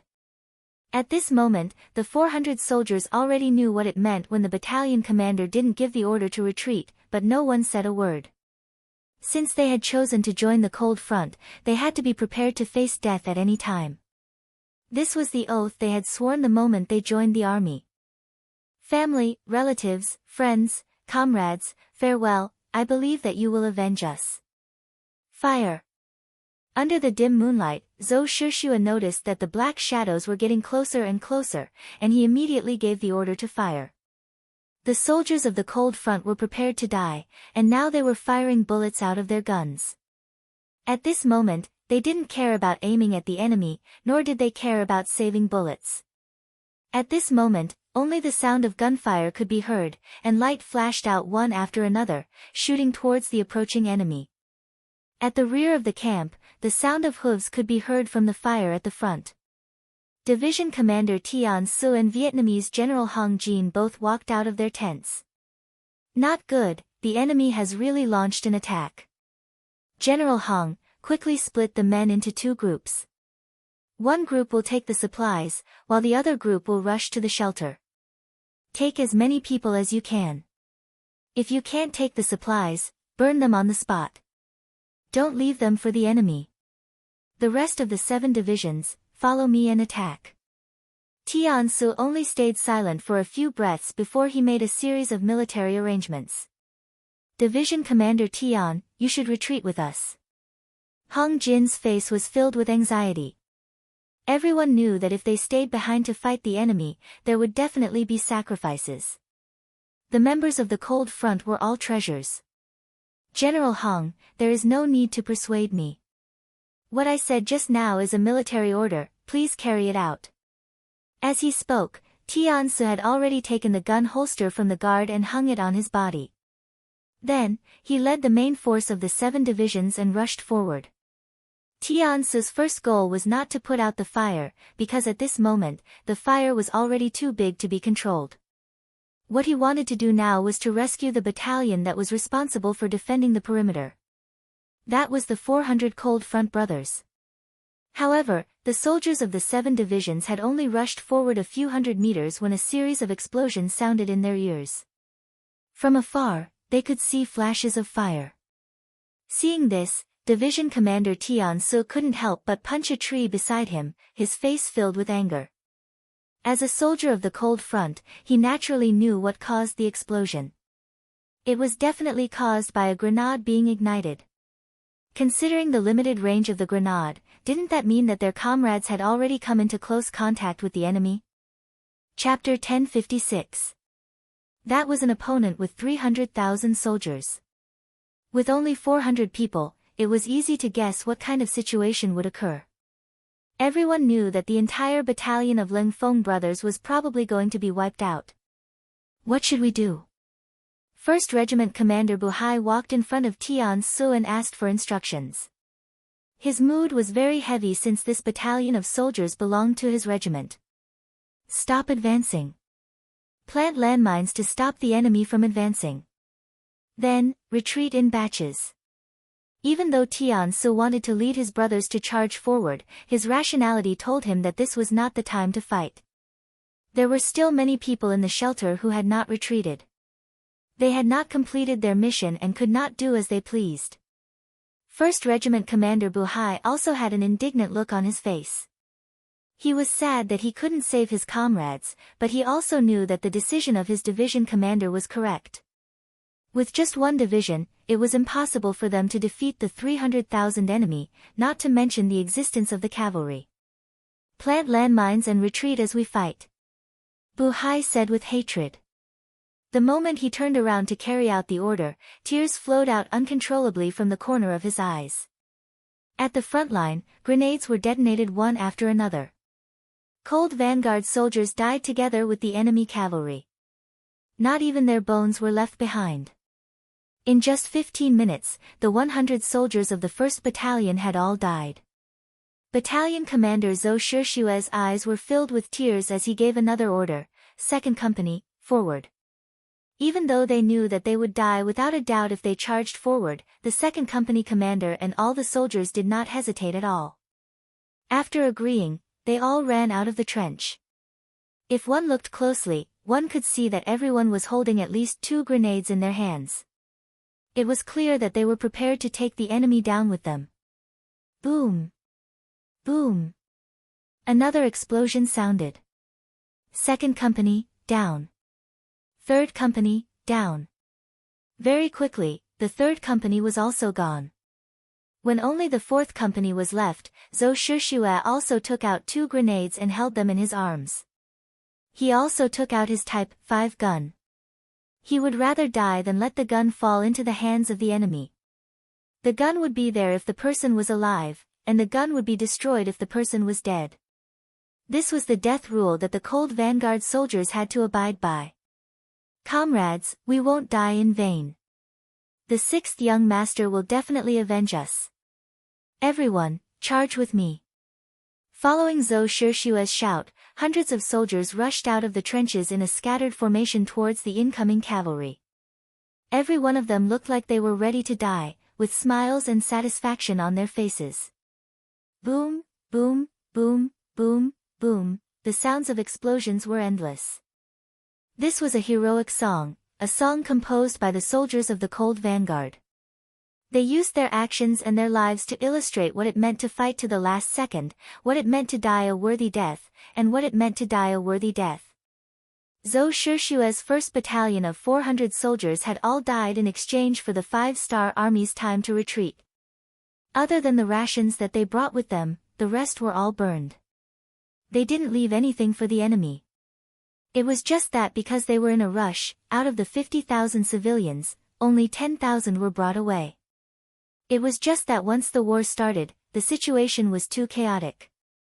They didn't listen to orders and ran around randomly. There were even some who directly escaped to the barracks of the Little South Ming Army. The 5-star army took the initiative to retreat into the Liangshan rainforest. Once they entered the forest, there were giant trees everywhere. If one were to enter the forest without any experience, he or she would be surrounded by danger. This kind of natural protective environment stopped the Little South Ming Army and the Bangladeshis from chasing after them. After the battle, they destroyed the 5-star army's shelter and captured 40,000 civilians. Although they did not manage to snatch the rations, Zhu Huijin was still very satisfied with the harvest. That was the 5-star army. It was said that they were very powerful and no one dared to go against them. Now that they were chased away by him, didn't that mean that he was much more powerful than the 5-star army? After the 5-star army was chased away, the arrogant Zhu Huijin decided to go to the troop division. He wanted to eliminate the remaining troops of Xiping Wang and completely eliminate the hidden dangers left here. Once the rear was stable, it would be time for him to go to the east and attack the Great South Ming Army. Yang Qindong received the news that the Little South Ming Army had attacked and the shelter was forced to retreat. When he heard this, he was not as anxious as before. The Little South Ming Army had 300,000 soldiers and this was only one area. If the Little South Ming King's army was included, this number would probably double. However, he only had 2 cavalry divisions, and no matter how good he was at fighting, it would be difficult for him to win against so many enemies. Moreover, most of the enemies were Han Chinese, and unless it was absolutely necessary, he did not want to make an enemy out of the Han Chinese and cause internal strife. Inform the 100,000 foreign troops behind us and tell them to hurry up and meet up with us. Tell the cavalry brothers to stop and rest for 3 days. Take good care of the war horses and rest. After days of rushing, even Yang Qindong felt a bit tired, let alone the ordinary cavalry soldiers. 6th young master, our brothers from the 1st Cavalry Division can hold on. Hearing that they were going to stop, Division Commander Tian Hu, who did not know what was going on ahead, volunteered. With their level of training, it was just rushing for days. It was not a big deal. The division commander of the 1st Cavalry Division, Lu Zhua, also wanted to take the opportunity to say that they could continue. However, Yang Qindong waved his hand and said, "I told you to rest, so rest. This is an order." With a simple sentence, the two division commanders stopped talking and started to carry out the order.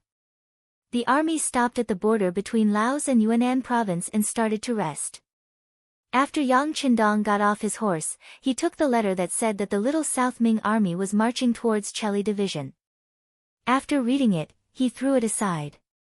Speaking of which, what did Shiping King's order have to do with him? He wanted more of these dog-eat-dog situations to happen. Yang Qindong did not care about Shiping King Mubin's life, but he cherished his own life. Not long after he settled down in Cheli division, he received news that King Guangdong Zhu Huihua and the Bangladesh army were coming for him. He was so shocked that he almost fell off his chair. He quickly asked someone to call Wang Ji, the former Minister of War, and Mu Wang over to discuss countermeasures. After a short meeting, the three of them agreed on the same thing, which was to retreat. At this moment, they only had 50,000 Mu clan soldiers in their hands. Among them, only 20,000 were true elites. No matter what, they would not be a match for 300,000 enemies. Even if they knew that they could not win, why fight? It was better to retreat and preserve their strength. "We can't bring all 50,000. There are too many people. We can't supply enough food," Wang Ji said. "Then we'll only bring 20,000 elites." Mu Bin was also very generous. He decided to leave 30,000 soldiers behind. Mu Wang wanted to say something, but after thinking for a while, he decided not to. In his opinion, a good general would not abandon his soldiers at will. But now, the situation was urgent. For their own safety, they had no choice but to make some painful decisions. Mu Bin did not announce the decision to leave 30,000 Mu soldiers behind. Instead, he said that he would take 20,000 elites to attack the enemy's flanks. When the time came, they would attack from two sides. Out of trust in King Shiping, the 30,000 Mu soldiers believed him and stayed in Cheli division. However, when they were surrounded by a large number of soldiers and did not see King Shiping appear, they realized that they had been deceived. These people were also straightforward. Since they knew that they had been abandoned, they might as well just surrender. Like this, Zhu Huihua took down the 30,000 Mu army without shedding a drop of blood. He took down Cheli division and his strength increased greatly. As for the 20,000 elite Mu soldiers that Mu Bin brought with him, no one knew where they went. It was as if they had disappeared into thin air. However, Zhu Huihua thought that the other party only had 20,000 people. They could not cause any trouble. Zhu Huihua did not care about it. The most important thing was that he had received news that Bugnam of Gojoseon was coming to him with his men. This attracted all his attention. Bugnam of Gojoseon Yang Qindong's debut was like a mystery from the beginning. Even if the 5-star army now had great power, it was still puzzling how he rose to such a scale. It was as if there was an additional force in the realm. In particular, ever since the establishment of the 5-star army, it had been successful in every endeavor. No opponent seemed to be able to stop their vanguard. This made his status even more legendary. Just based on this, Zhu Huihua wanted to have a battle with him. He wanted to see if the other party was really as powerful as the legends said. Zhu Huihua was still thinking that if he could defeat Bugnam of Gojoseon, his name would be spread all over the world. At that time, it would not be impossible for him to seek the title of emperor.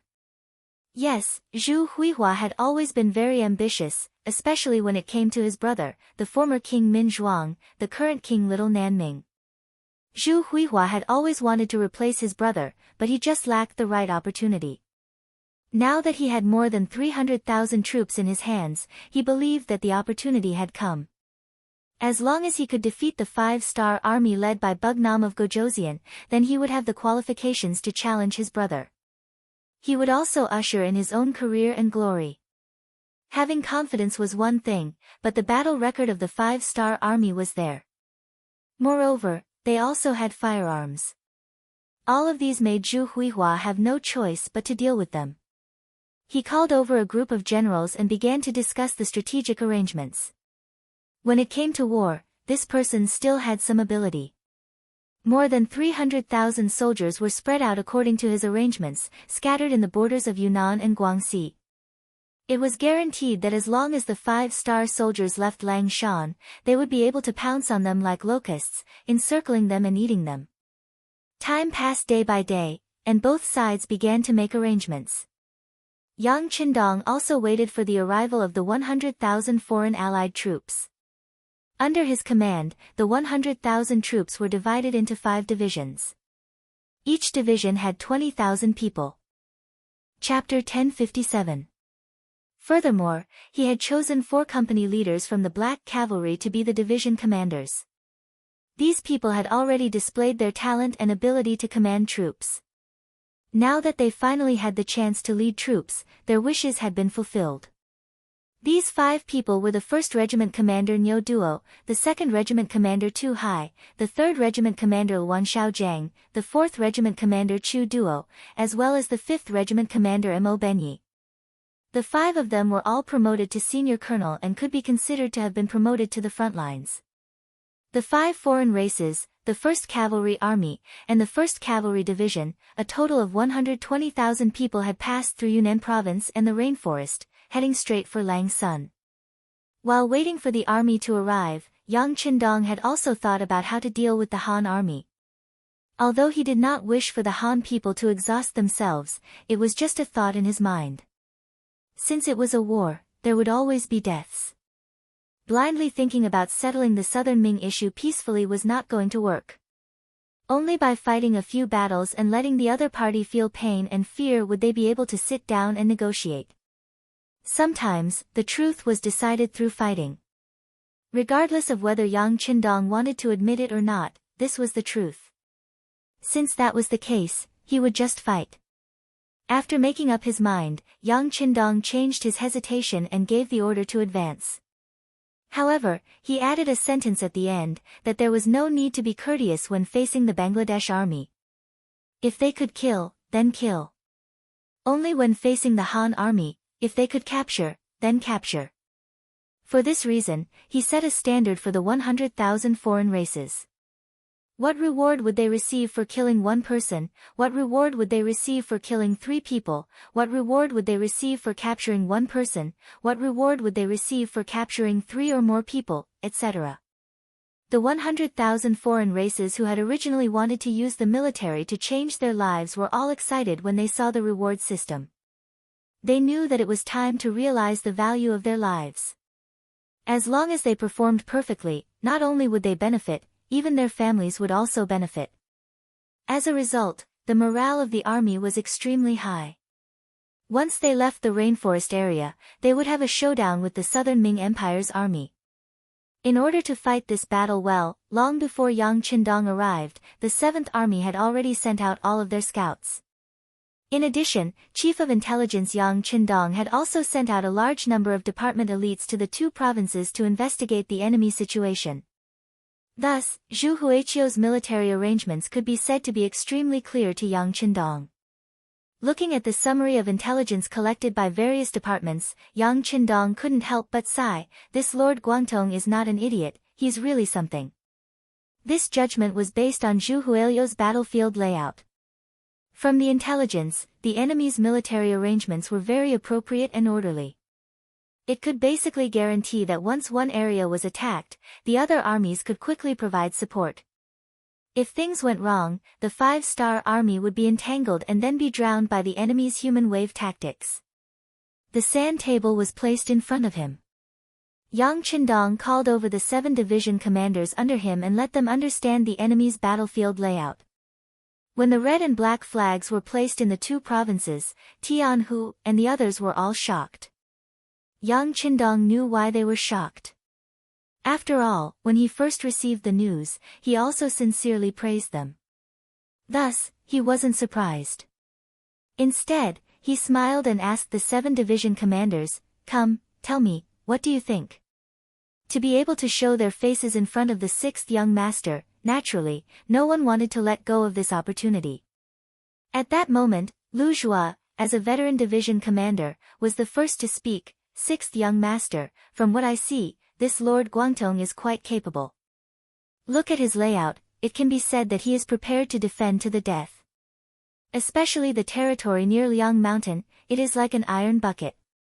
If my guess is correct, they should want to trap us first, then after a war of attrition, they will gather their superior forces to fight us to the death and finally eat us.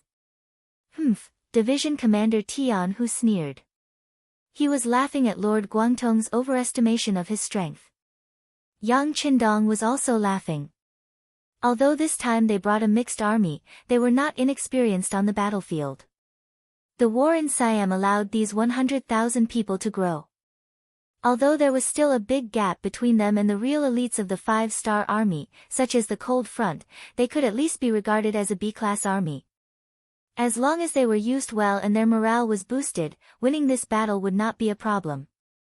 The other 5 division commanders who led the foreign army had different expressions on their faces. However, it could be seen that they were not frightened. Instead, they were eager to try. This was their first battle after becoming division commanders. Naturally, everyone wanted to perform well. Taking in everyone's expressions, Yang Qindong looked at Tian Hu and said, "Come, Division Commander Tian, tell us, what do you think?" Yes. Although he was already a major general, in front of Yang Qindong, Tian Hu was still a student. He first stood at attention, then took a wooden stick from the side and pointed at the sand table. "Everyone, please look." After leaving Liang Mountain, 200 miles to the west is Yongji City. To the north is Linchin, and to the west is Siming Prefecture. This is like a pocket. Once someone enters, it can be firmly blocked. This is also the problem we will encounter after leaving the mountain. That's right. The other division commanders, including Yang Qindong, nodded gently. Obviously, everyone agreed with this statement. At the same time, everyone wanted to hear what Tian Hu was going to say next. The problem was already in front of them. How to solve it was the most important thing. Yang Qindong also stared at Tian Hu. He already had a solution in his heart. He just didn't know if the two of them thought of the same thing. Under everyone's expectant gaze, Tian Hu opened his mouth. "Once we are surrounded by the enemy, it will be extremely difficult for us to eliminate them with the advantage of their military strength. If we fight with force, even if we can win, it will only be a lose-lose situation. Therefore, the only thing we can do is to break their arrangements. We can only rely on speed." When he heard the word speed, Yang Qindong's brows couldn't help but rise high. A satisfied expression appeared on his face. This result was exactly as he had expected.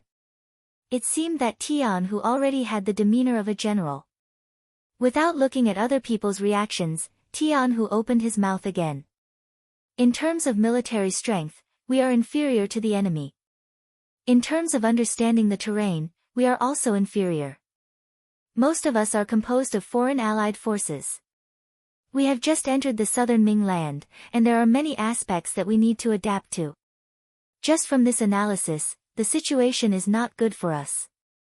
But please don't forget that we still have 2 cavalry divisions, and one of them is the 1st Cavalry Division. This is our advantage, an advantage that the southern Ming army can't reach. As long as we fight with speed, we can disrupt the enemy's arrangements. As long as we don't let the enemy form an encirclement, we will have the opportunity to break them one by one. At that time, it will depend on whether everyone can grasp the opportunity." After finally expressing his opinion, Tian Hu returned to his original silent appearance, leaving the other division commanders there to discuss whether Tian Hu's plan was feasible. Yang Qindong saw everything in his eyes, but he didn't intend to interrupt. He just wanted to take the opportunity to see everyone's performance. After all, he wouldn't be able to stay with these division commanders in every battle. His ability to be independent was still being developed. After a short while, everyone stopped their discussion. Tu Hai, the commander of the 2nd Military Division, asked on behalf of the other commanders, "Commander Tian, we all know what you mean. But where do you plan to attack first by attacking the slow with speed?" "Linchin." Tian Hu pointed to the north on the sand table and said, "This place is bordered by Yongji to the west and Siming residence to the west. As long as we can disrupt this place, it will be the same as cutting off the enemy's gathering. At that time, no matter which side we attack, the difficulty will be much lower. Division Commander Tu Hai nodded, indicating that he agreed with this decision. However, he still asked a question: is it just relying on the 1st Cavalry Division? The intelligence has already said that there are more than 30,000 enemies in Linshan. You only have 10,000 people, and you will face the reinforcements of the Southern Ming Army at any time. Are you sure there won't be any problems? There isn't a target that the 1st Cavalry Division can't take down, Tian Hu said with a face full of pride. Then, he looked at Lu Zhua. Of course, if Division Commander Lu's 1st Cavalry Division can cooperate with us and pretend to attack Yongji City, we can distract the enemy's attention. This will be a great help in reducing the pressure on our 1st Cavalry Division. No matter how arrogant the world's 1st Cavalry Division was, it was impossible for them to win against the Southern Ming Alliance's army of more than 300,000 people. No problem, the 1st Cavalry Division is willing to cooperate with Division Commander Tian, Lu Zhua said. From being the 1st Division Commander of the new division to the current Division Commander of the 1st Cavalry Division, he spent most of his time assisting in battles. Adding on the fact that he was cooperating with the 1st Cavalry Division, he didn't think that it was shameful to be assisting in battles. Many thanks. Seeing Lu Zhua agree so quickly, Tian Hu's face revealed a look of gratitude. Since the 2 cavalry divisions had expressed their opinions, the other 5 division commanders naturally didn't have any doubts. They immediately said in unison, then we have no problems. As long as Division Commander Tian can break the enemy's formation, we only need 3 days to take down Ximing residents. The 7 division commanders made a battle plan. Yang Qindong nodded, indicating that he approved. Next, each side began to make various preparations. This time, Yang Qindong didn't have any intention of using the 7th Army. He wanted to test the strength of the Southern Ming Army. Whether or not they could take down Ximing residents within 3 days became the goal of the test. If the facts proved that this army could be used, then he would give them more important missions in the future and give them the opportunity to become stronger. On the other hand, if the facts proved that they couldn't, then he would think of a way to develop other armies. Chapter 1058. Unifying the world and making the Han Chinese the leader, this was something that many experts had never thought of before. Not only did Yang Qindong think of it, but he also wanted to make it a reality. Originally, he would have to face all sorts of problems, and some of the decisions he made would have to be made repeatedly. However, once the facts proved that he was right, he would definitely persevere. Just like the Foreign Alliance, the outcome of this battle would determine whether Yang Qindong would vigorously develop them in the future or directly cancel them. After the decision was made, as the side that was going to attack the city, the 5 Foreign Races Alliance continued to travel through the rainforest. They also used their rest time to cut down trees and make ladders. Although they had not completely left the rainforest and arrived at Lang Sun, the aura of war was already very strong. Another 10 days passed, and the 120,000 5-star army finally arrived at Lang Sun, meeting up with the 7th Army and the Vietnamese Army. The Heavenly Strategies Division and Hung Jin came up to Yang Qindong with a guilty look on their faces. After whispering to the 6th young master, they did not dare to raise their heads. Raise your heads. Looking at the 2 generals, Yang Qindong shouted angrily. Being shouted at, the 2 of them had no choice but to raise their heads, and they saw Yang Qindong's angry expression. When their eyes met, the latter said, "This battle was not your fault. The enemy had 300,000 people, and you only had 20,000. This was not a fair battle. You were able to escape unscathed, and even brought back 10,000 Han civilians. This is already a great achievement. What is there to be ashamed of? One couldn't be without pride. Otherwise, he wouldn't be a qualified general." If Tian Su and Hung Jin couldn't recover, Yang Qindong would have no choice but to transfer them out of their current posts and take up civilian positions elsewhere. After all, if a general was not hot-blooded, how could he win a battle? Now, the questioning was just his last effort. It would be best if he could scold them to wake them up, but if he couldn't, he could only give up. Luckily, Tian Su and Hung Jin were still very courageous. They felt guilty not because they couldn't defeat the Southern Ming alliance, but because they had suffered losses in this battle, especially the 7th Army. Zhao Shishue's 1st Regiment and 1st Battalion were completely annihilated. Not a single person escaped. As a teacher, Tian Su felt that he had a responsibility. Originally, he thought that the 6th young master would blame him, but unexpectedly, that was not the case at all. The two raised their heads and saluted together, saying, "6th young master, don't worry, we're already prepared. We're just waiting for the main force to arrive. Once the order is given, we'll join the counterattack. We want to avenge our comrades who died in the shelter. Revenge is a must, but we won't need you in the first battle. The 7th Army will stay by this young master's side. The Vietnamese army will continue to take care of the Han people, including the captives on the battlefield. Do you have any problems with that?" Comparatively speaking, as a local army, the strength of the Vietnamese army was considered the weakest. At most, they could be considered as a C-grade soldier. Even if there were many of them, their usefulness on the battlefield would be limited.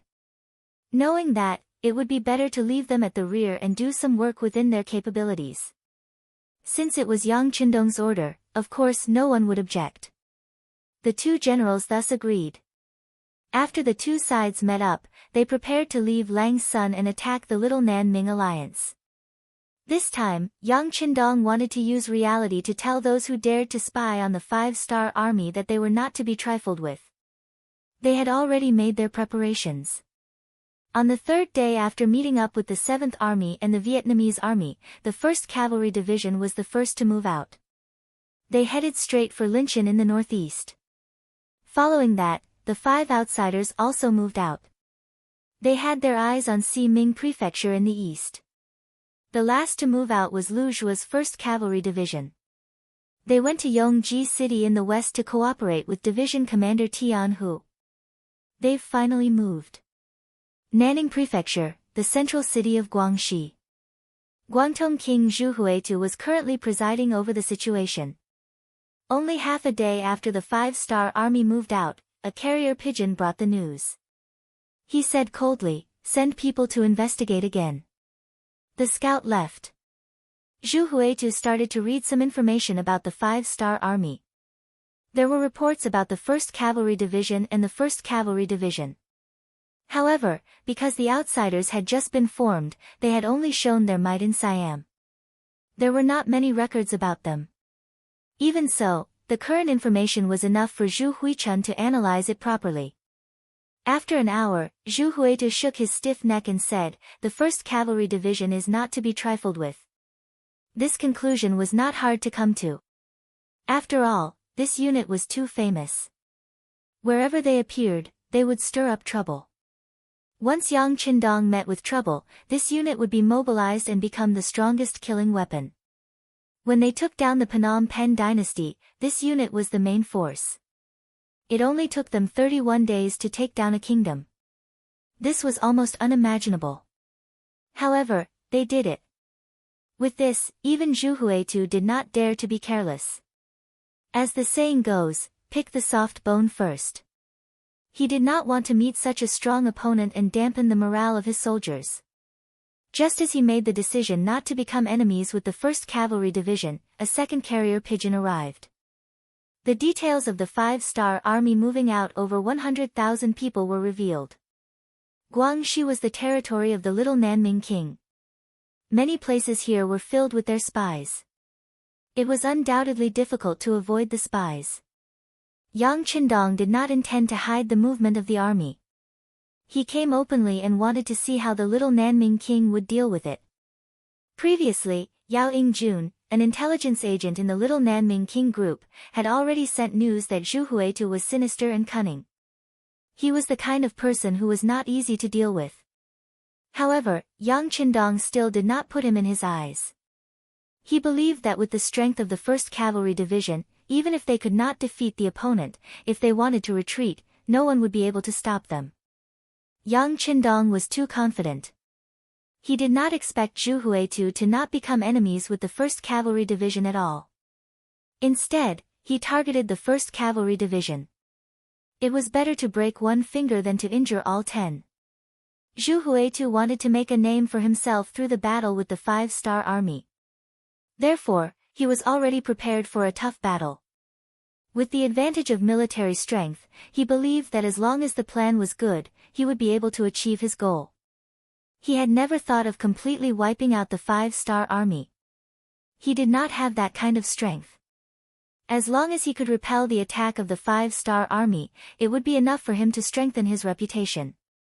The 1st Cavalry Division became the stepping stone for him to become famous. Immediately send troops to Yongji City. At the same time, inform Wu Yingtu to do his best to wipe out this cavalry division. As long as he can accomplish this task, it will be a great merit. Also, don't forget to tell him how many people he loses in this battle. When he returns, he can choose double the number of soldiers. Zhu Huitu's face flashed with a sinister gaze. As for the news that a large number of 5-star army soldiers were heading towards Ximing residence, he directly ignored it. They had only lost a small city. Compared to the cavalry division that could destroy a 5-star corps, it was easy for them to deal with such a heavy burden. The news was sent through carrier pigeons. Half a day later, it reached Wu Yingtu. At this moment, he was drinking with the general of the Bangladesh army, Rajiv. When he saw this order, he could not help but laugh. He could choose any soldiers he wanted, and the compensation was 2-to-1. This was a good deal. In the worst-case scenario, he could lose 10,000 Miao people in exchange for 20,000 elite Ming soldiers. Since it was like this, what was there to be afraid of? He drank the wine in his bowl in one gulp and looked at Rajiv. Of course, he said to the interpreter beside him, tell him that we should get to work. Afterwards, the large net targeting the 1st Cavalry Division began to unfold. Meanwhile, Lu Zhua, who was completely unaware of all of this, was leading the 1st Cavalry Division to wander around Yongji City. His mission was to attack the small Baiming reinforcements that came out from here and do his best to ensure the safety of the 1st Cavalry Division's left wing. Lu Zhua, who never thought that anyone would make an enemy out of his cavalry and did not know that he had already been targeted, only had Yongji City in front of him in his eyes. He was completely unaware that small southern Ming soldiers were continuously gathering around him and surrounding him. 1 day passed, 2 days passed, and on the 4th day, he still did not see any reinforcements coming out from Yongji City. Even if Lu Zhuo was a careless person, he still felt that something was not right. Logically speaking, Division Commander Tian who should have already started attacking the surrounding areas. Due to the limitations of the cavalry, the level of the siege was average.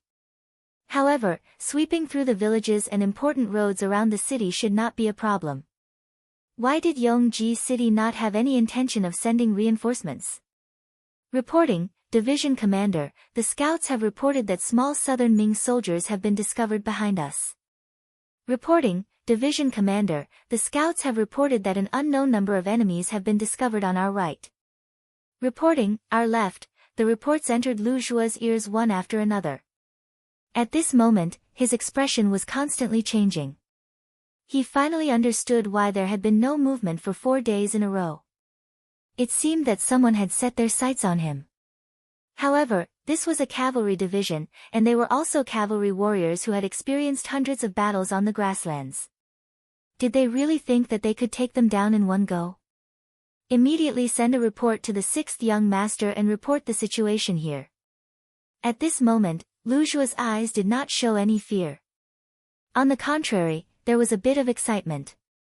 For a long time, he had wanted to lead an army and fight the enemy alone to prove his ability. Chapter 1059. Now, the opportunity had finally appeared. Order the 1st Regiment to be in the north, the 2nd Regiment to be in the east, the 3rd Regiment to be in the west, and the 4th Regiment to be in the back. Form an effective defense mechanism and wait for my orders. Get ready to attack, Lu Zhua shouted excitedly. He couldn't wait to kill. To be honest, when he found out that the little Nanming army wanted to surround him, he was somewhat angry. They were clearly looking down on him. Since that was the case, he naturally wanted to show them how powerful he was and let them know that the 1st Cavalry Division was not so easy to bully. At the same time, the telegram was sent to Yang Qindong in the Langshan Plains shelter. At this moment, it wasn't just the 1st Cavalry Division that sent the telegram. The 1st Cavalry Division and the Alien Alliance Army also sent the telegram. The 100,000 troops of the Alien Alliance Army had already begun to attack the Siming residence. Everything was going very smoothly. They didn't encounter any enemy reinforcements. With 100,000 people attacking a city with only 20,000 soldiers, there were no variables. The only thing they lacked now was time. However, the contents of the telegram from the 1st Cavalry Division were a bit strange. According to Tian Hu, when they arrived outside Linchin, the little Nanming army had already retreated into the city. Then, they swept through the periphery. Other than some civilians who stayed here, they didn't encounter any other army. It felt like they had punched cotton. It was a bit uncomfortable. Tian Hu felt that something was wrong, so he sent a telegram to ask what to do next. After all, it was a pity that a sharp weapon released couldn't kill the enemy. Yang Qindong was also puzzled by this telegram. His intuition told him that something was wrong. The little Nanming army must be planning something, but he couldn't figure out what their goal was. It was also at this time that the telegram from the 1st Cavalry Division came. When they learned that there were enemies there and their numbers were unknown, Yang Qindong suddenly sobered up and said, "Not good, the enemy is going to attack the 1st Cavalry Division. Young master, let's go rescue them." Beta Persei had long been itching for a fight. When he heard that there was finally a battle to fight, he volunteered. "I'm afraid it's too late." Yang Qindong didn't immediately agree. Instead, he came to the sand table and looked at the distance between them before shaking his head. There were only 1,000 black knights by his side. The rest were the main forces of the 7th Army. However, they did not have the help of warhorses, so they could not move too fast. If they ran on foot, the 1st Cavalry Division would have suffered heavy losses before they could reach the battlefield. Beta Persei's heart sank when he heard Yang Qindong say that it was too late. He then asked, "Young master, should we send Division Commander Tian Hu to rescue them?" Yang Qindong wanted to say that since the other party was targeting the 1st Cavalry Division, it was impossible for them not to send someone to watch the 1st Cavalry Division. Sending him to rescue them would be dangerous. However, when he thought about how Linchin was not too far away, a rescue plan quickly formed in his mind. Yes, immediately send a telegram to Tian Hu and ask him to send the main forces to support the 1st Cavalry Division. Tell him that if someone tries to stop them, don't be afraid. Young master, I will immediately lead the troops to support them. Also, send a telegram to Division Commander Lu Zhua and tell him not to be rash. Concentrate the troops and wait for reinforcements. Yang Qindong said to Wang Shan, who was following beside him. He then called for Beta Persei to gather the Black Knights and the 7th Army to quickly gather. The telegram was quickly sent out. Tian Hu, who received the order, did not dare to delay. He immediately ordered the 2nd Regiment Commander Lu Duo, the 3rd Regiment Commander Hu Bo, and the 4th Regiment Commander Bai Shuang to lead their troops to Yongji City. The 3 regiment commanders brought the 6,000 cavalry and turned their horses around, preparing to leave. At that moment, the gates of Linchin City opened and the soldiers of the South Ming Army poured out. Needless to say, they could tell that the 1st Cavalry Division wanted to leave, so they charged out and wanted to stop them. "Division Commander, what should we do?" The 2nd Regiment Commander Lu Duo saw that the enemy had actually taken the initiative to leave the city. He was hesitant as to whether or not he should carry out his previous orders. "Don't worry so much, just follow the orders." Tian Hu narrowed his eyes and looked at the South Ming army that had appeared, revealing traces of killing intent. From the reports, he knew that the enemy only had 20,000 soldiers. The 4,000 cavalry that he had left behind were enough to deal with them. Moreover, the 6th young master had already said that he would bring reinforcements. What was there to be afraid of? Knowing that their division commander had made up his mind, the 3 regiment commanders looked at each other and raised the horsewhips in their hands. They brought their cavalry and left the battlefield, heading towards Yongji city. Everyone, listen to my orders. Check the bows and swords. Tian Hu licked his lips. Even though he only had 4,000 cavalry, he was still very confident. As long as the South Ming army dared to charge over, he wouldn't mind teaching them a lesson. Back to Lu Zhuo's troops. The 4 regiments under him had already prepared to defend all 4 sides and were even prepared to attack at any moment. Yang Qindong's telegram had arrived. After reading the contents, although he was still a bit angry and thought that the 6th young master didn't believe in the strength of the 1st Cavalry Division, he couldn't go against military orders. He still ordered the entire army to defend and not attack. Reality quickly told him that listening to Yang Qindong's orders was the right thing to do. This was because Lu Zhuo quickly realized that there were more and more enemies surrounding him. Among them, there were also cavalrymen and Miao soldiers with Miao swords in their hands. When the scouts continuously retreated and information entered his ears, Lu Zhuo's expression finally changed. The number of enemies surrounding him had reached 100,000 infantry and 15,000 cavalry. This number greatly exceeded his expectations. He could imagine what would have happened if he had taken the initiative to attack. Perhaps the entire 1st Cavalry Division would have been annihilated here. Taking a deep breath, Lu Zhuo calmed himself down. He shouted to the cavalry soldiers beside him, "Everyone, don't panic. The 6th young master already knows about the situation here. The 1st Cavalry Division is rushing over to provide reinforcements. As long as we can hold on for a while, we will be able to wait for reinforcements to arrive." When the name of the 6th young master was mentioned, it greatly boosted the morale of the entire division. In the eyes of the soldiers, Yang Qindong had already become an omnipotent existence. Since he already knew about the situation here, as long as they could hold on, they would definitely be able to find a chance to survive.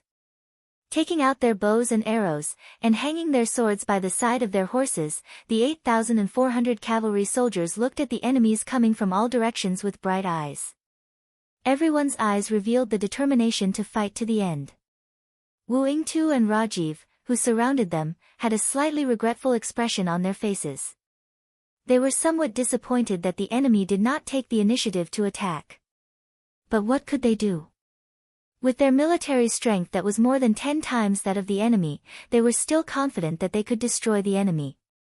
Fearing that undue delay would lead to more trouble, Wu Yingtu and Rajiv, who did not want to wait any longer, gave out orders at the same time. The army of more than 100,000 slowly advanced, constantly shrinking the encirclement. It seemed like they wanted to surround the 1st Cavalry Division and annihilate them here. In the face of absolute strength, any promises and tricks were futile. Neither side came up with such a plan. An hour later, when the distance between the 2 sides was less than 1 li, battle cries sounded from all directions. The infantry of the Southern Ming army took the initiative to attack. Take turns to fire arrows. Try to preserve your strength and kill as many enemies as possible. Lu Zhuo displayed the characteristics of an excellent general. In the face of a grim situation, not only was he not afraid, he was also very calm. Under his orders, wave after wave of arrows were shot out, landing in the midst of the charging enemy camp. Cries of pain and agony continuously sounded out. Less than 1 li away, the cavalry forcefully fired 5 waves of arrows. After killing about 1,000 enemies, the cavalry of the 1st Cavalry Division began to move. Their warhorses galloped and collided with the charging soldiers of the Southern Ming army. The smell of blood filled the air, giving off an unpleasant smell. This was destined to be a battle that could not be won. There were people everywhere, and under the impenetrable blockade, the cavalry's range of movement was constantly shrinking. Unable to use their strengths, the cavalry's advantage was greatly reduced, and the 1st Cavalry Division began to suffer casualties. Fortunately, the morale of the soldiers of the Southern Ming army wasn't that high. When they charged forward with their advantage in numbers and thought that they could drown the 1st Cavalry Division, they were met with a strong counterattack. especially when the soldiers at the front were either killed by arrows or chopped into two by sharp sabers. When this terrifying scene appeared, the soldiers of the southern Ming army retreated and their morale began to waver. Using this chance, the 1st Cavalry Division took a breather and once again shot out arrows, increasing their victory. Under Linchin City, 50,000 southern Ming army soldiers charged out from all directions. Contrary to his expectations, there were only 20,000 enemies. Unknowingly, 30,000 more had appeared. 4,000 against 50,000, a difference of more than 10 times, causing the pressure on the 1st Cavalry Division to increase. However, facing all of this, Division Commander Tian Hu was not moved. In his eyes, enemies were meant to be killed. There was no difference between one enemy and 10 enemies.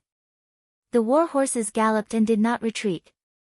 Tian Hu was the tip of the arrow, leading dozens of cavalry to charge at the southern Ming army. At the same time, there were hundreds of other arrow formations. As the two sides clashed, corpses were strewn all over.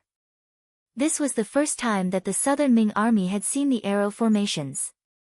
The moment they came into contact with them, they were stunned. When the formations broke through the momentum of the southern Ming army's charge and disrupted their formation, the enemy had no choice but to switch from offense to defense. Even so, they still suffered heavy casualties. If it weren't for the fact that they had the advantage in numbers, they might have already collapsed. Cavalry still had a lot of advantages over infantry. For example, in terms of speed, strength, and mobility. In addition, every soldier of the 1st Cavalry Division had been carefully selected. They were all experienced veterans who had gone through countless bloody battles. When they cooperated with each other and attacked with unparalleled speed and decisiveness, even more enemy corpses were left on the battlefield.